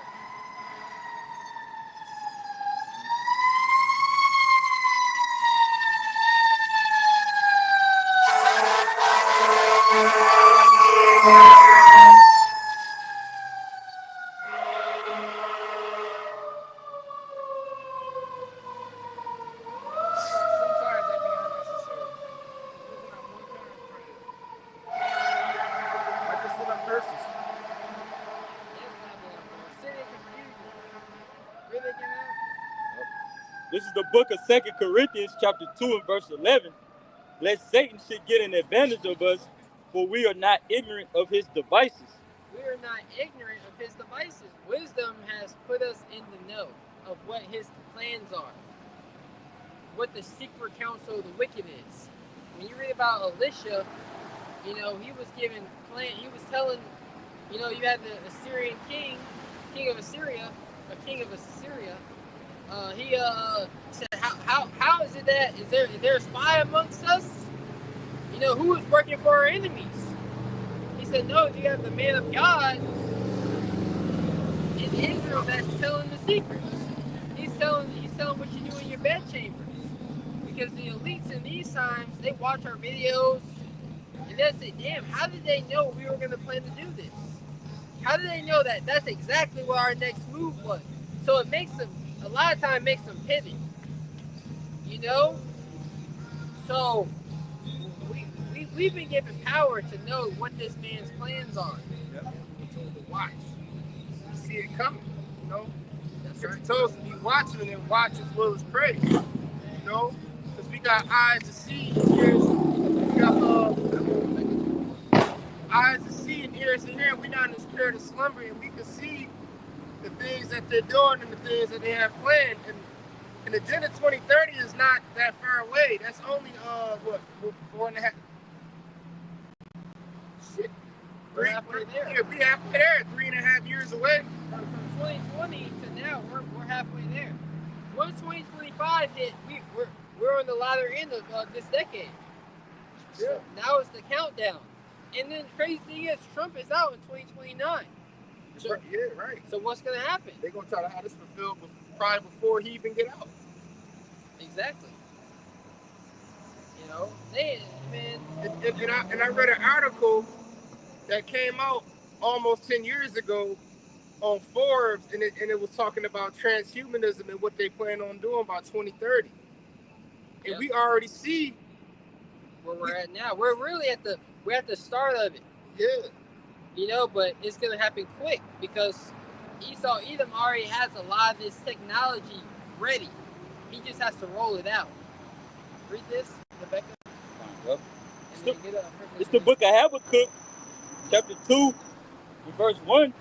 I will stand upon my watch and set me upon the tower, and will watch to see what he will say unto me, and what I shall answer when I am reproved. Keep going. It says, it's the book of Habakkuk 2. You got your Bible right there, right? Your eyes hurting or something? Oh, no. Yeah, read out Now I was told Jeremiah 37. Yeah, read it. So, Read out your sword, bro. Okay, I got that phone that's dead right now. Okay. You got multiple fingers. God, That phone should get over. But the Lord told us to stand upon our watch. You know, and that's what we as the prophets of the Lord are doing. While everyone else is trying to become Israelite celebrities, trying to come with a new doctrine, which is really an old doctrine, right? Trying to push their own agenda to the forefront. You know, we sound like a broken record up here, and that's why people get tired. People endure for a little bit, and then they push on. You know, because people get tired of hearing the same thing over and over again. But when is it going to happen? That's why brothers' wives leave them. You know, you've been saying this for years. Family members think you crazy. The Lord said, though it tarry, wait for it. Read verse 2. Hey, and you'll hear people say, I'm tired of waiting. You know? You can't get tired. Yeah, say, blessed are them that wait. And people say, I'm tired of waiting. And some of us brothers, we didn't heard our women say they tired of waiting. Or I'm tired of hearing have patience. You know? Because really, when you got a power source like Yahweh Shema Shai, it's never ending. You know? The Lord is always going to pour into that cup, you know, to where you can have energy. You know, and then they don't want to, because, you know, we pour into our family members' cups, you know, our loved ones, children, but a lot of them reject it. You know, they want to drink of the cup of the world.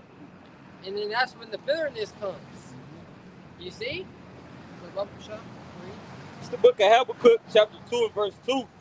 And the Lord, Yahweh Ba'ashem Yahushua, answered me and said, write the vision and make it plain upon tables, that he may run that readeth it.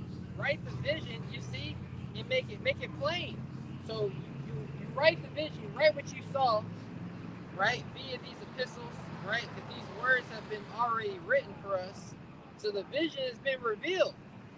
The vision has been written, and those back in the ancient times, when you would give a king a letter, you know, a king would have to have a message. You would have a postman, you know, run and to deliver the message, that he may run that readeth it, right, and to deliver the message. So we have written, the vision has been written, it's been revealed, right? It says, write the vision and make it plain upon tables, meaning make it very easy to be understand, right? Ugly ass nigga. Keep reading, bro. Habakkuk 2 and 3. For the vision is yet for an appointed time. He's shaking it right now in his skin. He all nervous. Chill, bro. Just get out of the car. It's a lovely day out here. All negative energy. This woman not gonna sleep with him tonight. Horrible night for him. You gonna spend money on? She gonna go straight to sleep. Turn over. Then she gonna call tomorrow. She gonna call Jamal when you gonna work tomorrow. Monday. Go ahead, bro. It's the book of Habakkuk, chapter 2 and verse 3. For the vision is yet for an appointed time, but at the end it shall speak and not lie. Though it tarry, wait for it, because it will surely come, it will not tarry. So though it tarry, wait for it. The vision is speaking loud and clear. Get your head out your ass. You know, if you're the woe is me spirit, you need to go hit the gym, man. Woe is me, go for a run. Fast. You need to fast. You need to do something. It ain't that hard yet. It really ain't that hard. You know, you still get to pick what you want to eat when you go. You on a budget, but you still get to pick what you want to eat. You know, what does there really be sad about? The world is ending. You know, we are very happy, right? This world is ending. Jacob is the end of the world. Esau, Edom, the so-called white man, is the end of the world. You know, we about to see the end of 2/3. You know, but the beginning of righteousness is right around the corner. So with that, we're gonna close out. It's been another beautiful weekend, preaching, prophesying, the downfall and total destruction of Babylon the Great, which is America, according to the Holy Scriptures. Once we close out, we give all praise, honor, and glory to the Heavenly Father and His only begotten Son. Yahweh Ba'ashem Yahushua Ba'ashem Kakodash. Double honors to the apostles and elders of Great Millstone. And peace and blessings of the nation of Israel. Next time we say Shalom. Shalom. Shalom. Wow.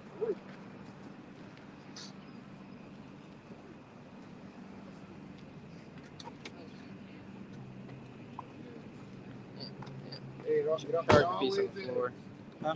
I'm gonna mess up your charge. Oh. Charges cheap.